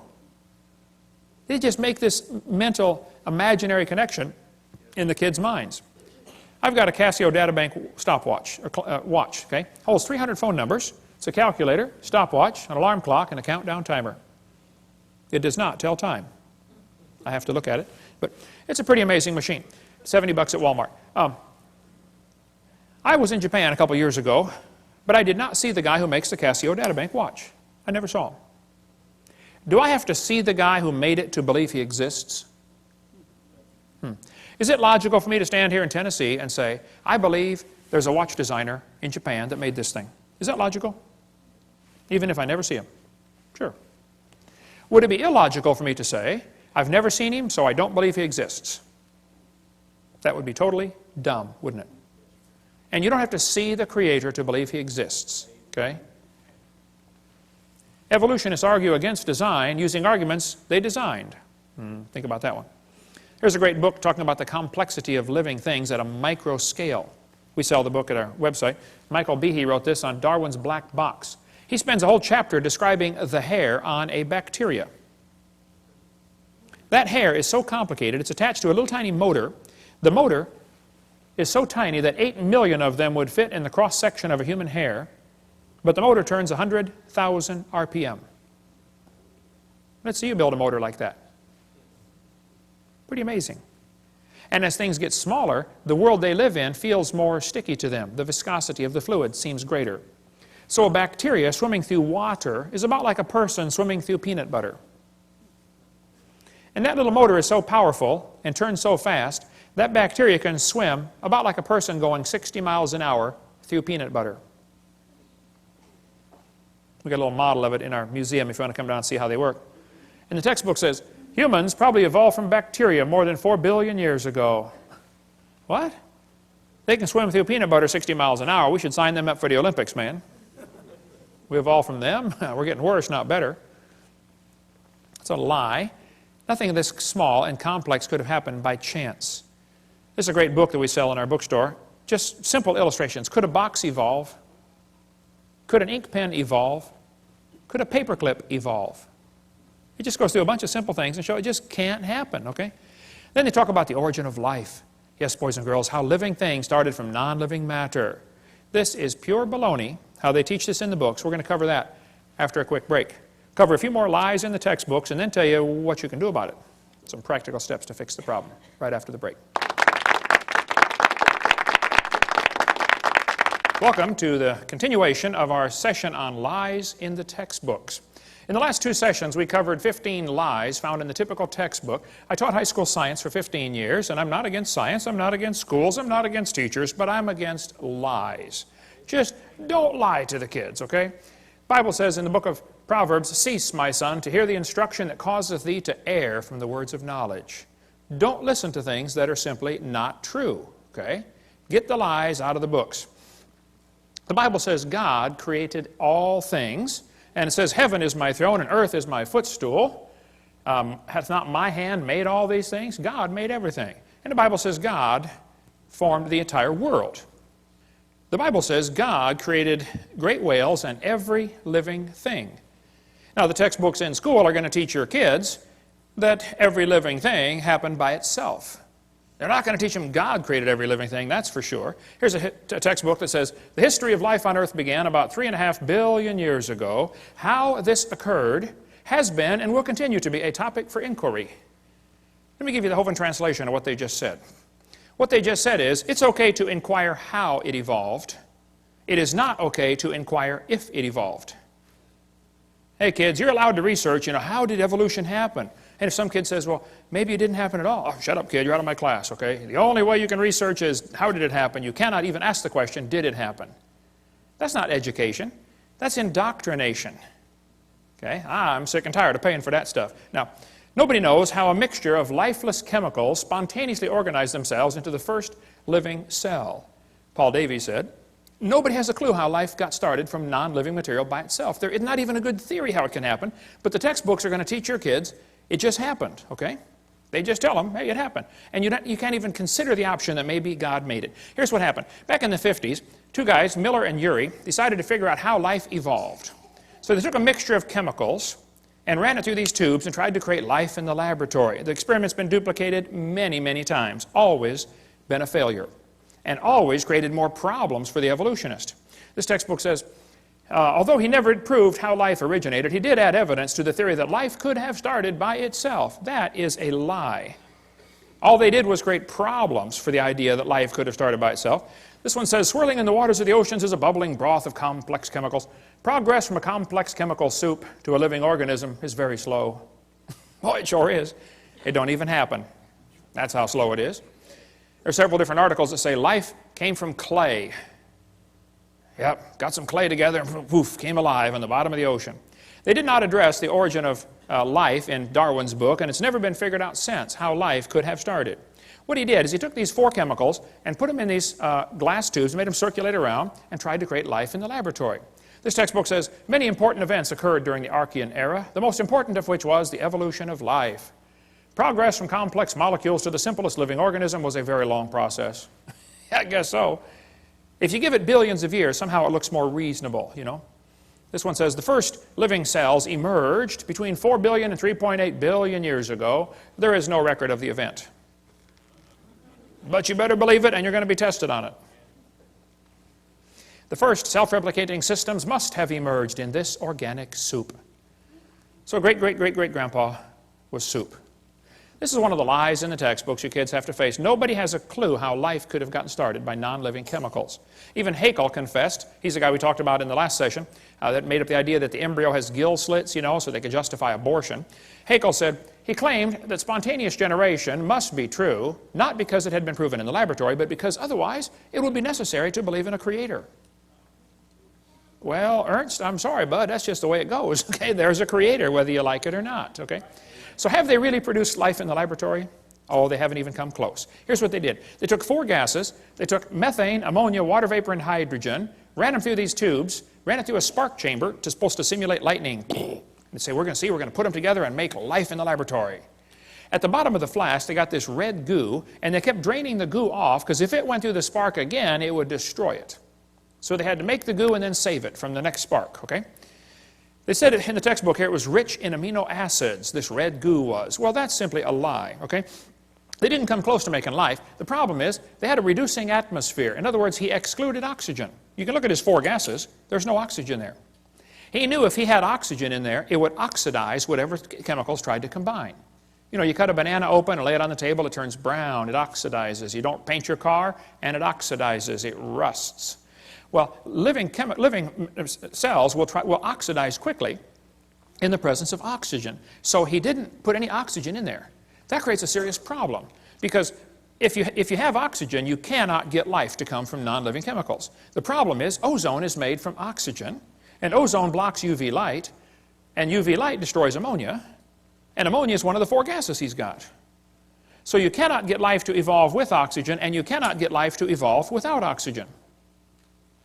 Because if you don't have oxygen, you don't have ozone, and now your ammonia gets destroyed. It's just not going to work either way.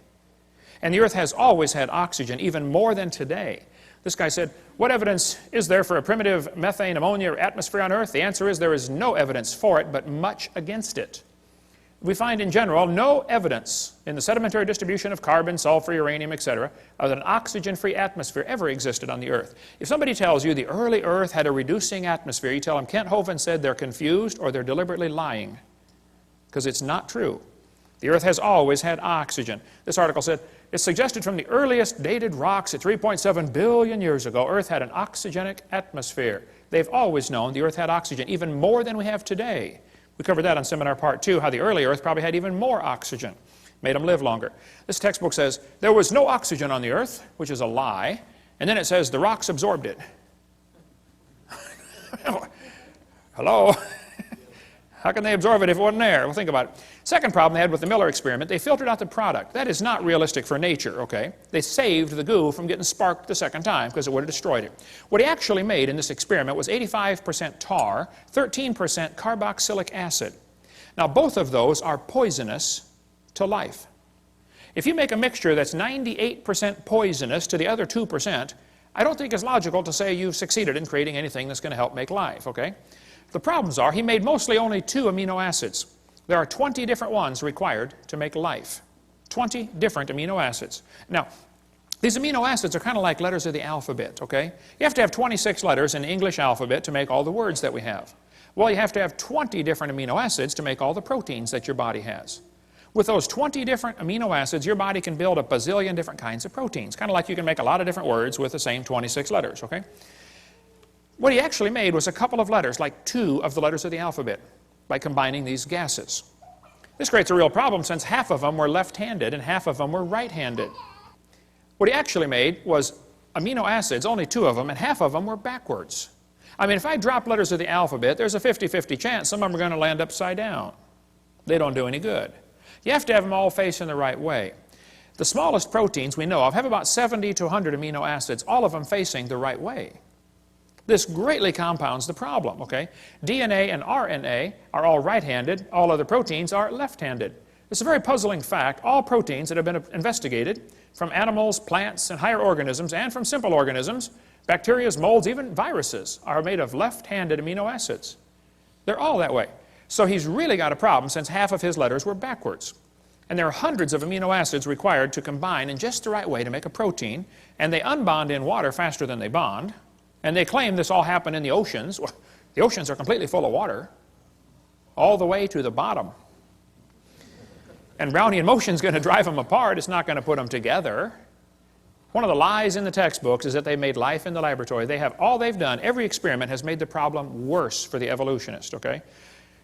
Spontaneous generations do not occur spontaneously in water. Life is not going to get started in this way. There's a whole lot more in the book, Icons of Evolution, if you want a lot more on the subject to go down deep. But they got this weird idea in their head that all they have to do is get all the right chemicals together and then add energy, and it'll make life. Okay, well, let's do an experiment. Let's put a frog in a blender and turn it on. In a matter of moments, you will have frog nog. And you will have all of the chemicals required to make a frog in one blender, right? Then we're going to add energy. You can turn it on puree for 30 minutes. You can nuke it, microwave it, zap it with jumper cables. I don't care what you do. Drop a hand grenade in there. Add all the energy you want, okay? How long will it take to reassemble the frog? It'll never happen. See, just getting the chemicals together isn't the problem. You go to the mortuary, you got a dead body laying there, you got all the chemicals required for life right there in one spot. Bring it back to life. Life is something different. I don't think science has ever defined that clearly, but they talk about how we all came from this early life form. Once this first life form got started, this single cell, then it evolved into everything else. Like this textbook shows the kids that a bacteria slowly evolved to a human.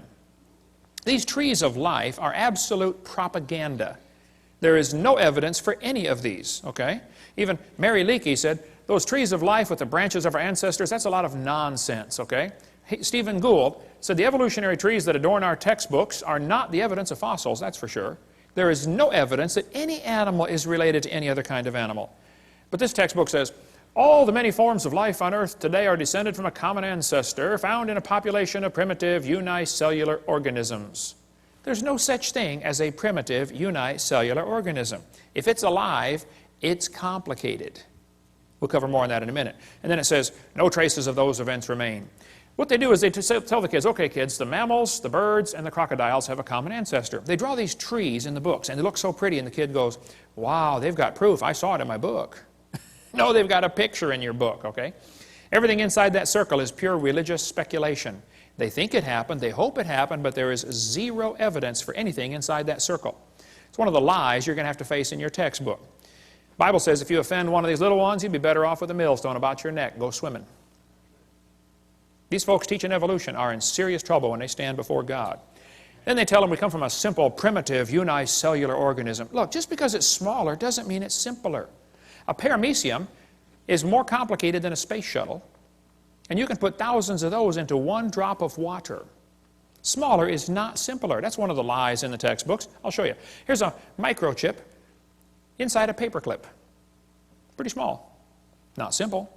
This microchip is being held in the mouth of an ant, and that little microchip can process every letter of the Bible 200 times per second. Smaller is not simpler. I'll show you. Let's compare the brain of a honeybee to NASA's Cray computer. At one time, the world's fastest computer, I think they got a faster one now. The brain of a honeybee is pretty small. The Cray computer is huge. We would all agree there's a size difference, right? Okay. Now, the Cray computer could do 6 billion calculations per second. It was estimated that the honeybee's brain is doing about 1 trillion calculations per second, 1,000 billion. So that little honeybee brain is about 133 times faster than a Cray computer. The Cray uses many megawatts. It's power hungry. The honeybee uses 10 microwatts. Did you know honeybees not only make honey, they fly on honey. That's their energy source. And a honeybee can fly 1,000,000 miles on 1 gallon of honey. How would you like a machine that gets 1,000,000 miles per gallon? Especially at today's price of gas, right? Fill up once and you're done for the rest of your life. The Cray cost $48 million. The honeybee's brain is pretty cheap. You splat them on your windshield all the time, right? Many people scramble when the Cray breaks down. Nobody heals the honeybee. A self-healing computer. Steve, you work on computers. How'd you like one of them? Something crashes, reconfigures itself, fixes it all up, no problem. Cray weighed 2,300 pounds. Honeybee's brain doesn't weigh too much. So what should we conclude?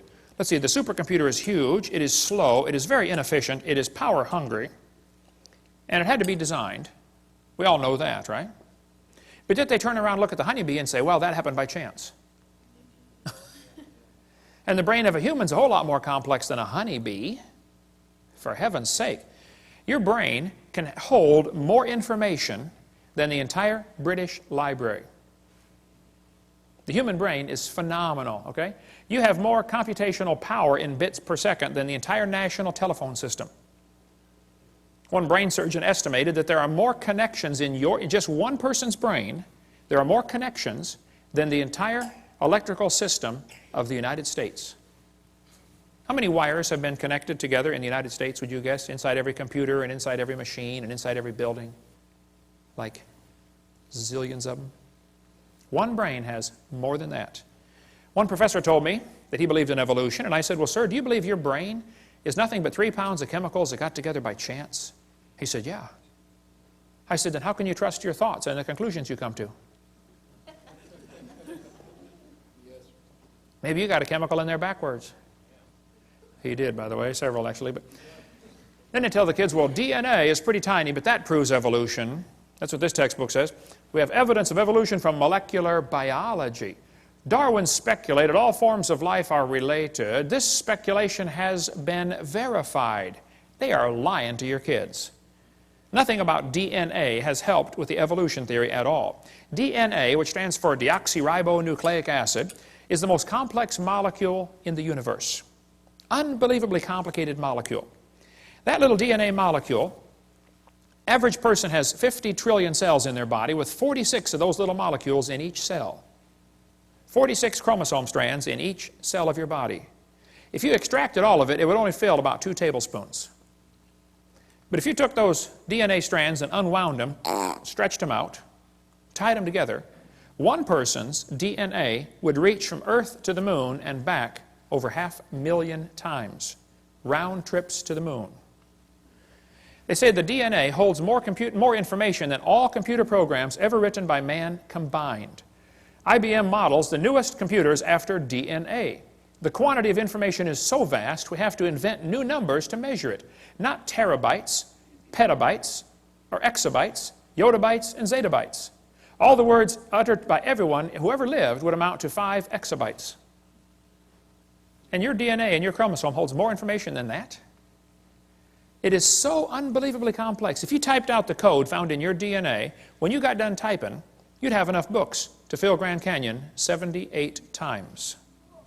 That's the instructions to make you. I'd say you're pretty special. Quite a list of instructions to make you. David said, I will praise thee, for I'm fearfully and wonderfully made.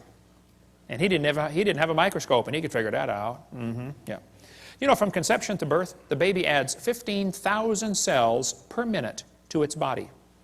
Each one is more complicated than a space shuttle. How would you like to be in charge of the supply end of supplying a factory that is producing 15,000 space shuttles a minute? And it's your job to make sure they have all the nuts and bolts and screws and everything they need to put that thing together. Some of you women are saying, boy, I did it, and that's hard too. Sometimes they want pickles in the middle of the night, you know. What are you building down there anyway, you know? The probability of one DNA happening by chance has been calculated to be 1 in 10 to the 119,000th power. That's a big number when you figure the entire visible universe is about 10 to the 28th inches in diameter. DNA has not proven anything that would help the evolution theory. It's been made the problem much, much, much worse. But let's just assume that the chromosome number means something and that, you know, it could evolve. Okay, well then I did some research on this. I discovered penicillin has 2 chromosomes. That one had to evolve first. And then slowly over millions of years, they got some more chromosomes because they're complicated, you know, and turned into a fruit fly. You can see the similarity there. It's only got 8 chromosomes. And then very slowly it evolved some more chromosomes and became either a tomato or a housefly. Very tough to tell the difference. They're identical twins, you know. And then very slowly over millions of years it evolved into either a pea or a bee. You can see the similarity there, you know, pea, bee, very similar. And slowly became lettuce and then a carrot. And finally, when we got to 22 chromosomes, triplets. The possum, the redwood tree, and the kidney bean all have 22 chromosomes. Average scientists cannot tell them apart. Let's see, which one is which here? Okay, let's see, tree, possum, bean, and we have 46, folks. And if we can just get 2 more, the next step of human evolution, we're going to become a tobacco plant. I know some already smell like it. Sometimes I'll get on the elevator and I'll say, man, you're evolving, you're way ahead of me. And it probably won't happen in my lifetime, but we might get enough chromosomes someday to be either a dog or a chicken. They're twins too, you know. And then way down the road, you know, we're going to become a carp. They got double the chromosomes we do. And someday, star date 349572, we're going to become a fern. I was at a church one time, and this lady walked up to me afterwards, and she said, Mr. Hovind, I'm fern. I shook hands with that hand right there. I'll never wash it again. Hey, how come the evolutionists are always comparing things that fit their theory? Why don't they show us the things that don't fit their theory? Like, let's just say we're going to examine how things evolved based upon how long they lived. Well, we could arrange animals by how long they live, and we'll find out the hamster evolved first, slowly turned into a cat, and then a canary, and then a dog, and then a chimpanzee, and an alligator, elephant, horse, turtle, and human. We made it, folks. We made it. Let's arrange the animals based on how long they're pregnant, their gestation period. Well, in that case, the possum, only 13 days. How'd you like that, ladies? Only be pregnant for 13 days. Not bad, huh? Yeah, I'd have a bunch of kids in. Slowly evolved into a hamster, then a rat, then a rabbit, kangaroo, on down the list, and the elephant. 640 days. They are the winner. The most evolved creature on earth. Or maybe, you can see here the cat and the dog are identical twins, you know.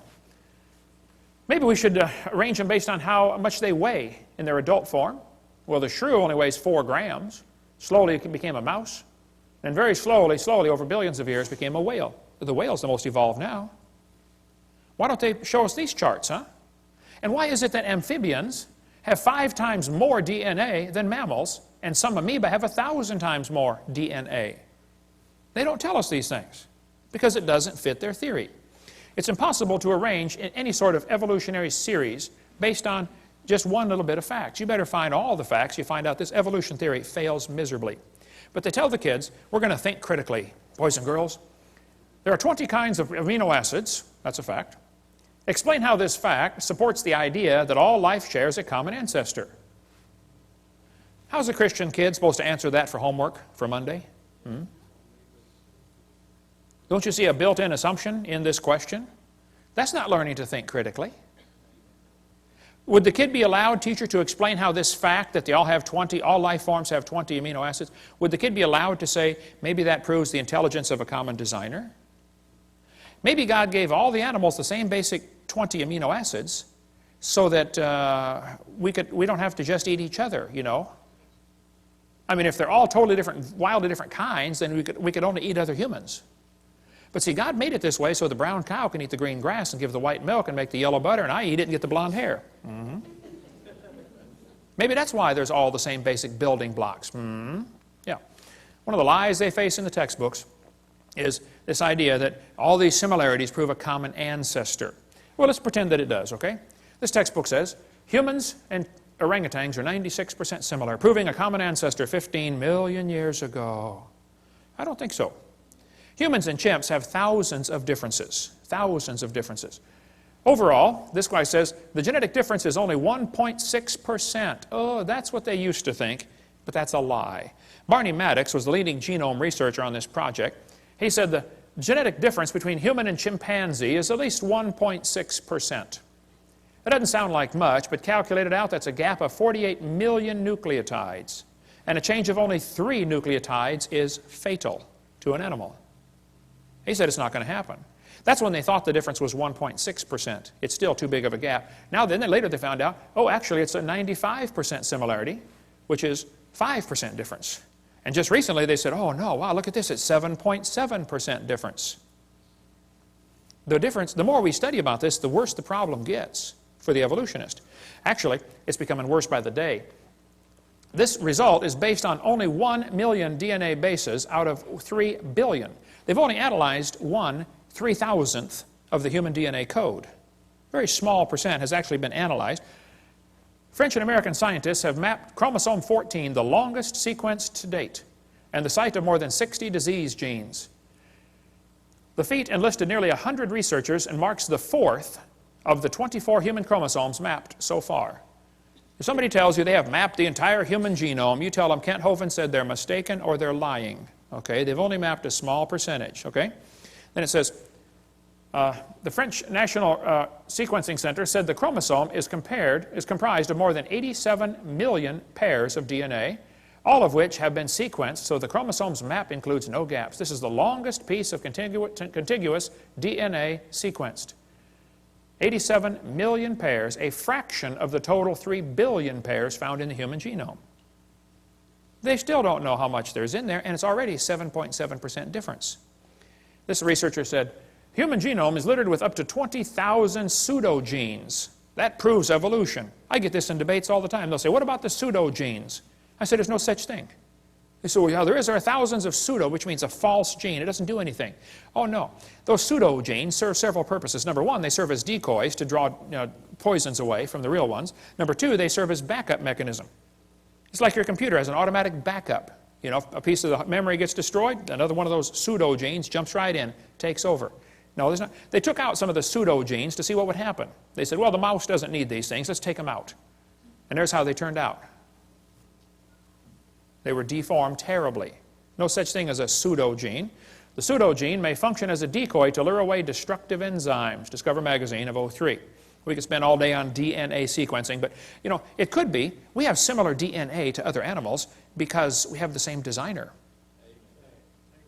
You know, similar bridges would have similar blueprints, wouldn't they? Similar cars would have similar instructions on how to build them, how to make them. Man has a pretty good understanding of how cars work. My daddy started us boys off working on cars when we were, you know, 7 years old. I've had 128 cars, I believe. I've rebuilt the motors, the transmissions, the wobbleator shafts, the differentials, the high-speed Canuten valves, and the muffler bearings. I have a pretty good understanding of how cars work. But understanding the operation of a car does not explain the origin of the car. Big difference. See? Let's suppose your son turns 16. All of my kids did a few years ago. Your son comes up and says, hey, Dad, I got my license. Let me see that thing, son. Let me see your license. Come on. Wow, son, that's a lousy picture. It is a good likeness, though. He says, hey, Dad, can I drive the car? Well, son, your mom and I knew this day was coming. The car is a very complicated machine. Did you know there are 3,000 bolts required to hold a car together, and one nut can scatter it all over the highway? We don't think you're ready for the whole car, son. We're going to let you slowly evolve into the car. This year, we're going to give you 10%. Next year, maybe just a little more. Hey, what good is 10% of a car? That's what you put in a junkyard. How many things have to be right on a car to make it work? Like thousands of things? How many things would have to be wrong to make it stop working? Any one of the many thousands of things. Like not having the keys, you know, not having any gas in it, you know. Take the distributor cap off and run a pencil around the inside and put it back on. Boy, they'll never find that one. Take the spark plug wire off, put a doorbell wire in there, shove it back down, feed the doorbell wire through the firewall, and weave it through the fabric of the front seat. Do that when they're going on their honeymoon, you know, get in the car. Wow, let's go, honey. Bam! Ooh. Ooh, what was that? Okay. There's 1,000 things that make your car quit running. Probably 10,000 ways to stop a car from running. Shove a potato in the exhaust pipe, you know, watch what happens. I don't want to give you any more ideas, okay? But there are thousands of differences between humans and chimpanzees. But if you think a percentage of similarity proves a relationship, let me show you the research I've been doing. I discovered clouds are 100% water. Watermelons are 97%. It's only 3% difference. That proves they're related. Jellyfish are 98%. Missing link.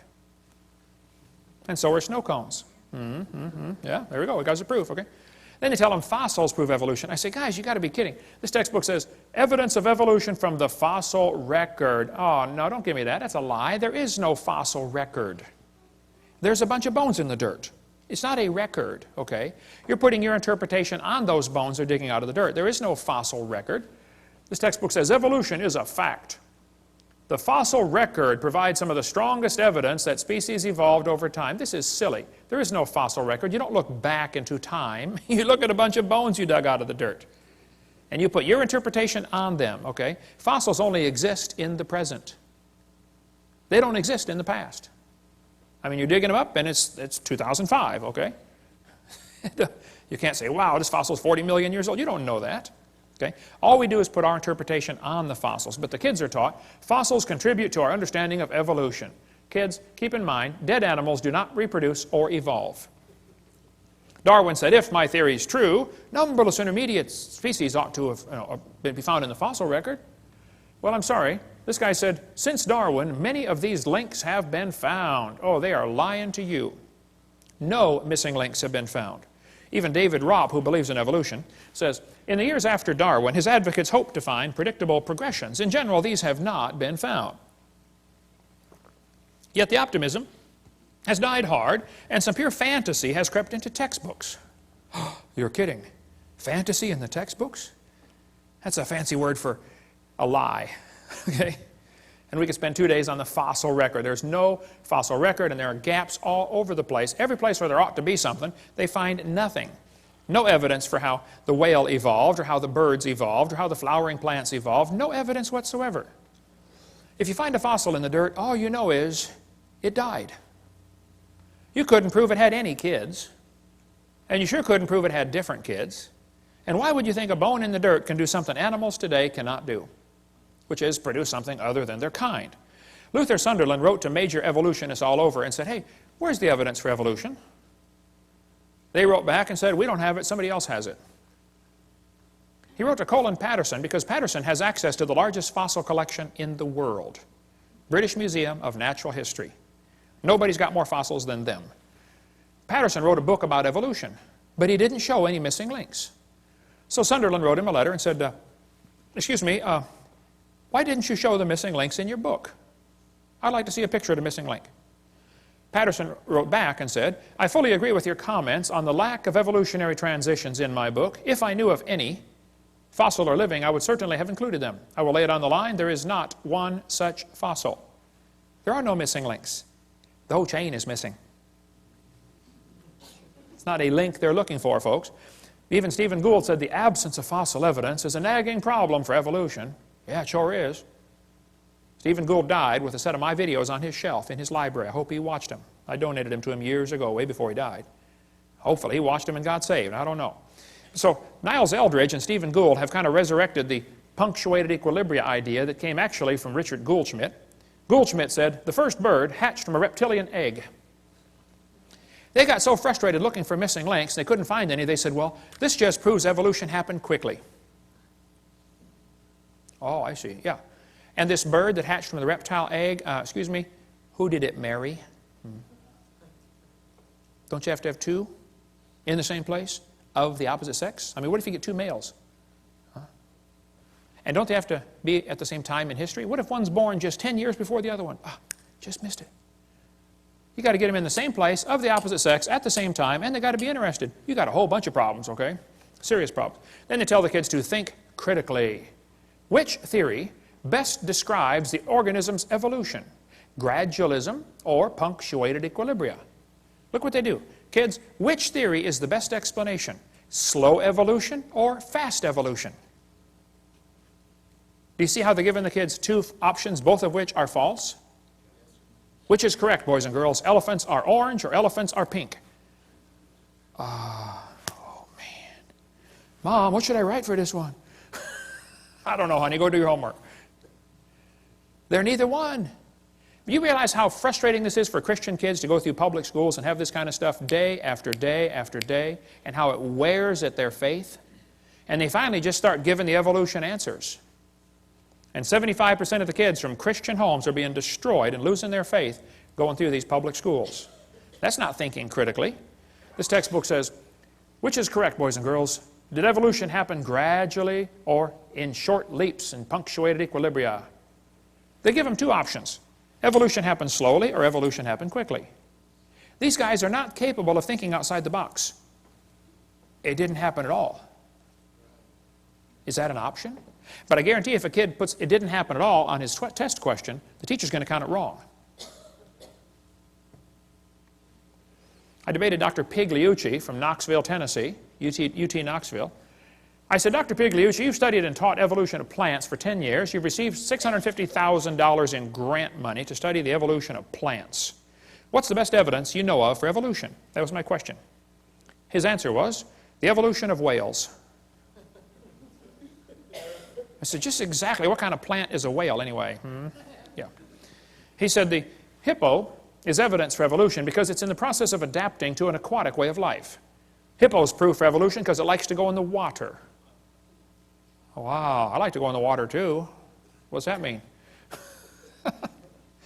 Evolution's a shell game. Everybody thinks that somebody else has the evidence. The biologist says, oh, we don't have it. The geologist has it. The geologist says, oh, we don't have it. The anthropologist has it. It's a shell game with one major difference. You know how they put the P down there and try to get you confused, you know, which one has the P? The difference is there's no P under any of them. Nobody has the evidence. Nobody. They're all lying. They say, what about horse evolution? Yes, boys and girls, you see this? The four-toed horse evolved to the one-toed horse. That's a lie, proven wrong 55 years ago. The hyrax is the so-called four-toed horse. They're still alive today in Africa and Turkey. There's still a little bitty critter. There's one right there, a hyrax. They don't tell you the early horse had 18 pairs of ribs. The next one had 15. These animals are not even related. They just picked some bones and put them in order they wanted them. The next one had 19 and then back to 18. This horse evolution theory was proven wrong a long time ago. There's a whole variety of horses today, by the way, big ones and little ones. But back in 1950, G.G. Simpson, a famous evolutionist, said this horse evolution was unintentionally falsified. It's not true. The evolution of the horse was all wrong. It never happened in nature. Horse evolution has not held up under close examination. The whole idea was made up by Othniel Marsh back in 1874. He picked animals from all over the world and put them in order the way he wanted it to happen. He never found them in that order, okay? Modern horses are found in the same layers as the so-called ancient horse. The ancient horse is just an animal still alive today in Turkey and East Africa. The ribs, toes, and teeth are different. In South America, the fossils are in the reverse order. Real problem. They're never found in the order presented in the textbooks. Tulsa Zoo finally took out their display because a friend of mine wrote him a letter and said, hey, why do you have the horse evolution on display? I've got the letters here somewhere. Did you get those out, Steve? They're in the suitcase? Okay. You can come read those later. He wrote him a letter and said, guys, your horse evolution thing was proven wrong like 50 years ago. You know, would you please remove the display? And they said, we don't have the funding to remove it. So he went to a sign shop and got a bid for a sign, $60 or something, that says, we'll take this, the sign would say, we will take down this display as soon as we receive the funding, because the display is not accurate. He went into the curator at the zoo and said, here's $60 for the sign. This guy will make the sign. When would you like it delivered? He said, what's this? Oh, you're going to take down, we're going to take down the display when we get the funding. Yeah, he said, you ought to at least warn the people, you know, the display's not right. Well, they didn't take it down. Finally, I forget, 2,000 people signed a petition saying, get this thing out of our zoo. It came on the evening news, 10 o'clock one night. Tulsa Zoo has a false display. Next morning, it was gone. They found the funding. 6 months later, they put it back up. Yale University still has their horse evolution on display, proven wrong 55 years ago. Get more on the horse evolution in the book Icons of Evolution. Just because you can arrange animals in order, that doesn't prove anything. Even if you find them buried in a certain order, that doesn't prove anything. If I get buried on top of a hamster, does that prove he's my grandpa? No. Order of burial means nothing. But if you think you can arrange things and that somehow proves something, okay. I've been doing a lot of research on the evolution of the fork. I've pieced together fragmentary evidence for a long time. I believe, after studying this very intently, that the knife evolved first. Slowly, over millions of years, great geological pressures squeezed it and made it concave on one side, convex on the other, and squeezed it into a spoon. And then slowly, erosion cut grooves into the end and turned it into a fork. I knew I was onto something here, but I felt like I had a missing link, particularly between the spoon and the fork. I just couldn't find it. Till one day I was flying to Connecticut on U.S. Air. I was 30,000 feet off the ground, and the stewardess walked down the aisle and just handed me the missing link. I don't think she knew what she had, but my trained scientific eye picked it up right away. I said, wow, this is it. I've got it. I stuck it in my pocket. Later that day, I went to Popeye's Chicken and found another one. There they are, folks, the missing links. So the evolution of silverware is nearly complete. Of course, we got a few mutants along the way. Didn't quite survive for some reason, you know. And of course, people found out I was doing research on this. They all wanted to be famous, you know. So they tried to get in on the glory. They sent me their research. This one was an obvious fork head on a spoon handle. I mean, look, it didn't get by me. I caught it right away, you know. They don't get stuff. I don't fall for stuff like that. Even the races, of course, evolved over along the ways. But look, if you want to arrange things, you can turn a cat to a cot to a dot to a dog by changing one letter at a time. You can play with this for a while and turn yourself into a fool when you're done. They say dinosaurs turned to birds. There are very few ideas as dumb as this one. The Bible says God made the birds on day 5. He made the reptiles on day 6. Evolution says reptiles came first and then the birds. You know, everything about evolution is backwards to the Bible. Everything. But this article says, dinosaurs alive as birds, scientist says. Oh, wow, scientist says. Well, that proves it right there. Just like it gives some kind of authority. Wow, scientist says. This is absurd. Everything about the bird evolution is baloney, okay? Archaeoraptor was listed in 1999 as the missing link. Yes, boys and girls, breaking news, National Geographic, we found the missing link. They had a whole big article about the missing link has been discovered. Then a couple months later, oops, it was proven wrong. You know, everything about these feathered dinosaurs has been proven baloney. But guess what? They're still teaching it. Here's a whole book, The Feathered Dinosaurs of China. Well, you just got this recently? Why would they still be teaching something that's been proven wrong for 5 years? All this feathered dinosaur stuff is baloney. It's all baloney. We covered more on that in one of the debates I did. I forget which one, but they say birds are descendants of dinosaurs. Well, kids, in case you don't know, there are a few differences between a dinosaur and a bird.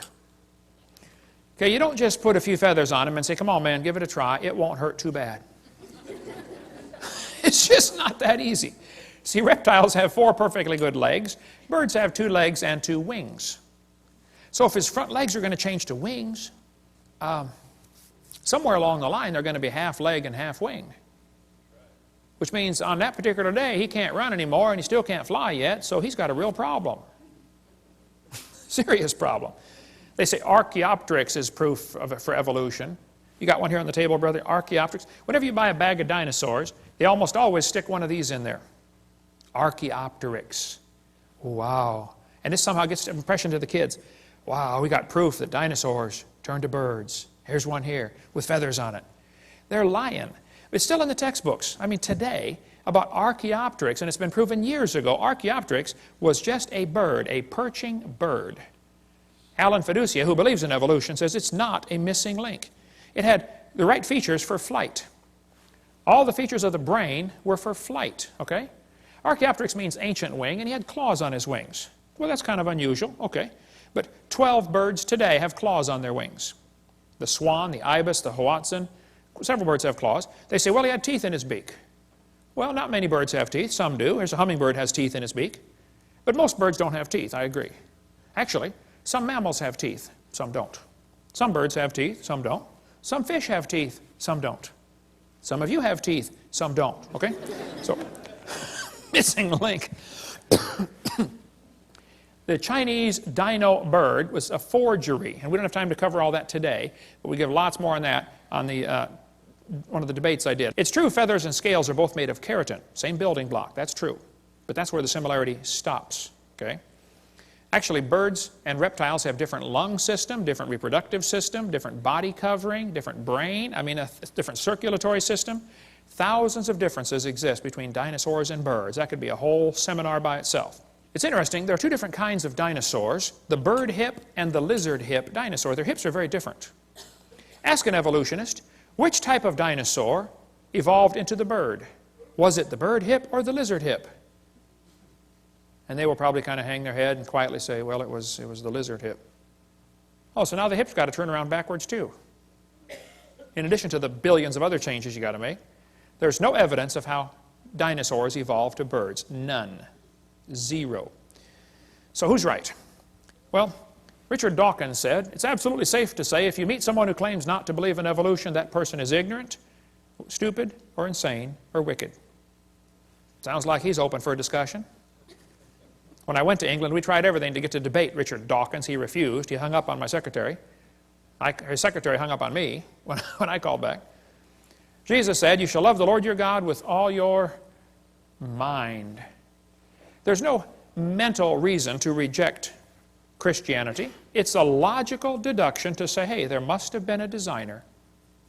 You see something complicated like this world, you say, hey, must have been a designer.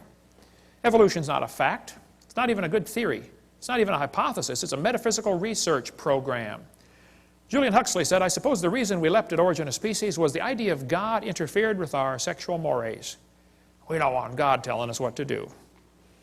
Evolution is a religion. Even Michael Ruse said that. He said, I'm an ardent evolutionist and an ex-Christian. But I must admit that it's one complaint, Mr. Gish is but one of many to make it. The literalists are absolutely right. Evolution is a religion. This was true of evolution in the beginning, and it's true of evolution still today. We believe in evolution because the only alternative is creation. And that's right. That is the only alternative. One Russian atheist astronomer came over here to America, and he was speaking at the university, and he said, folks, either there is a God or there isn't. I thought, wow, now that's a brilliant conclusion to come to. But then he said, both possibilities are frightening. I thought, wow, now that is a brilliant statement. See, if there is a God, we better find out who He is and find out what He wants and do what He says.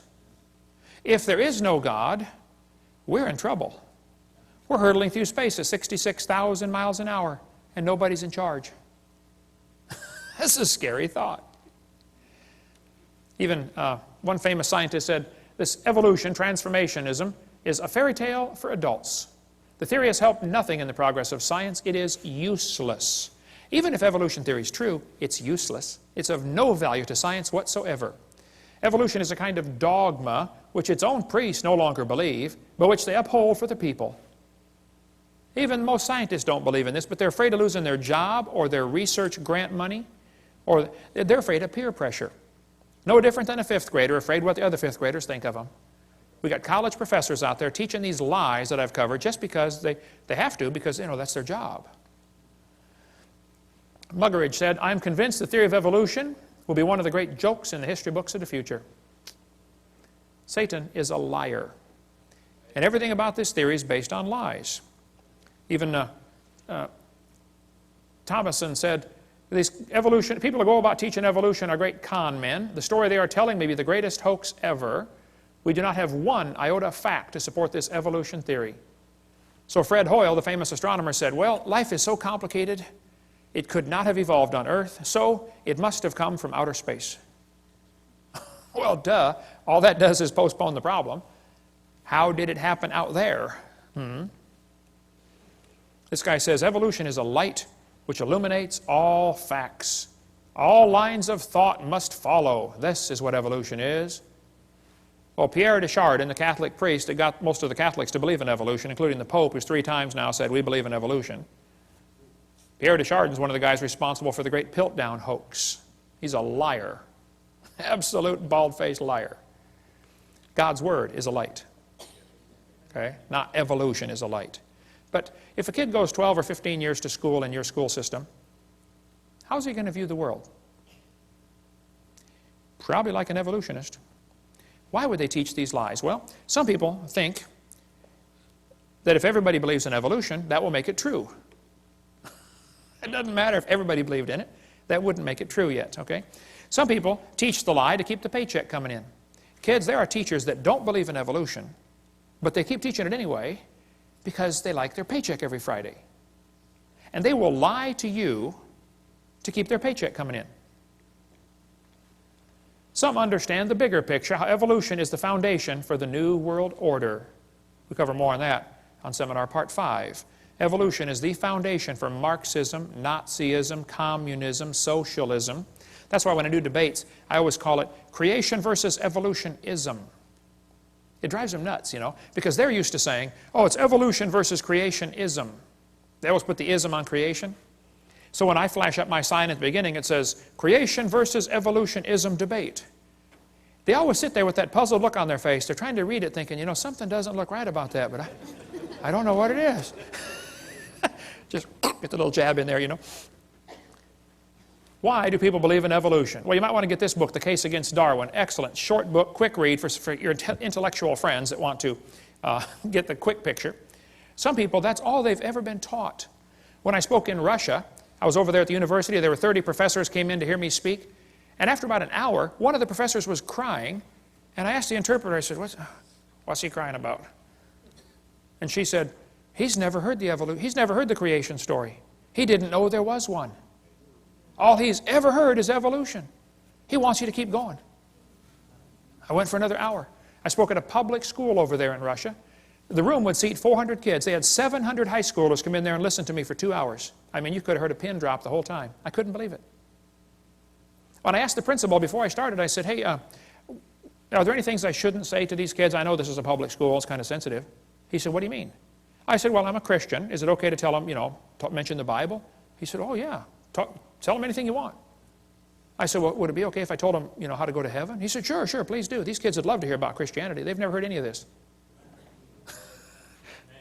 Wow. Door you can drive a truck through, brother. But they use the same lies in Russian textbooks. Here's a Russian textbook talking about the forelimb, proving evolution, the different geologic column strata, all the stuff we covered earlier. So why do they believe this stuff? Well, some believe it because that's all they've been taught. Some, their job depends on it. Some, they hope there's no God to answer to. They did not like to retain God in their knowledge, the Bible says. They just don't like this idea. And it says, God will send them strong delusion. The more I think about this, that is so true. Anybody that believes they came from a rock 4.6 billion years ago has to be strongly deluded. Think about it. Oh, there's so much we could cover on this. Some people simply have too much pride to admit they have been wrong all their life. So, kids are being taught evolution. There's no question about it. Kids are being lied to in these textbooks. There's no question about it. What do we do about it? Well, we cover that in great detail on our public school presentation on the Green series of tapes. Get the public school presentation. We'll tell you step by step what to do, how to get these lies out of your textbook, how you can get on the school textbook selection committee, how you can get your kid exempt from class. Parents, if your kids are in a public school, you should send a little note to the teacher saying, I don't want my child taught evolution. It's against my religious convictions. Sign it, notarize it if you'd like, give it to the teacher and to the principal. Then if they continue giving you a hard time, you say, oh, now, excuse me, do you discriminate against people because of their religious convictions? Watch their eyes light up on that one. And if they still give you a hard time, contact me. I got some lawyers waiting in the wings that are anxious to get a lawsuit like that. Title 42, discrimination based on religion. Wow. That principal's going to be the garbage collector the next week. I guarantee that principal's going to call that teacher in and say, look, let this kid out of class. Stop teaching evolution. I had one guy call me a couple years ago. He said, Brother Hovind, my second grade daughter's teacher just called me. And the teacher said, Mr. Jones, whatever his name was, I forget. He said, your second grader's in my class, your daughter, and she stops me every time I start teaching something about evolution.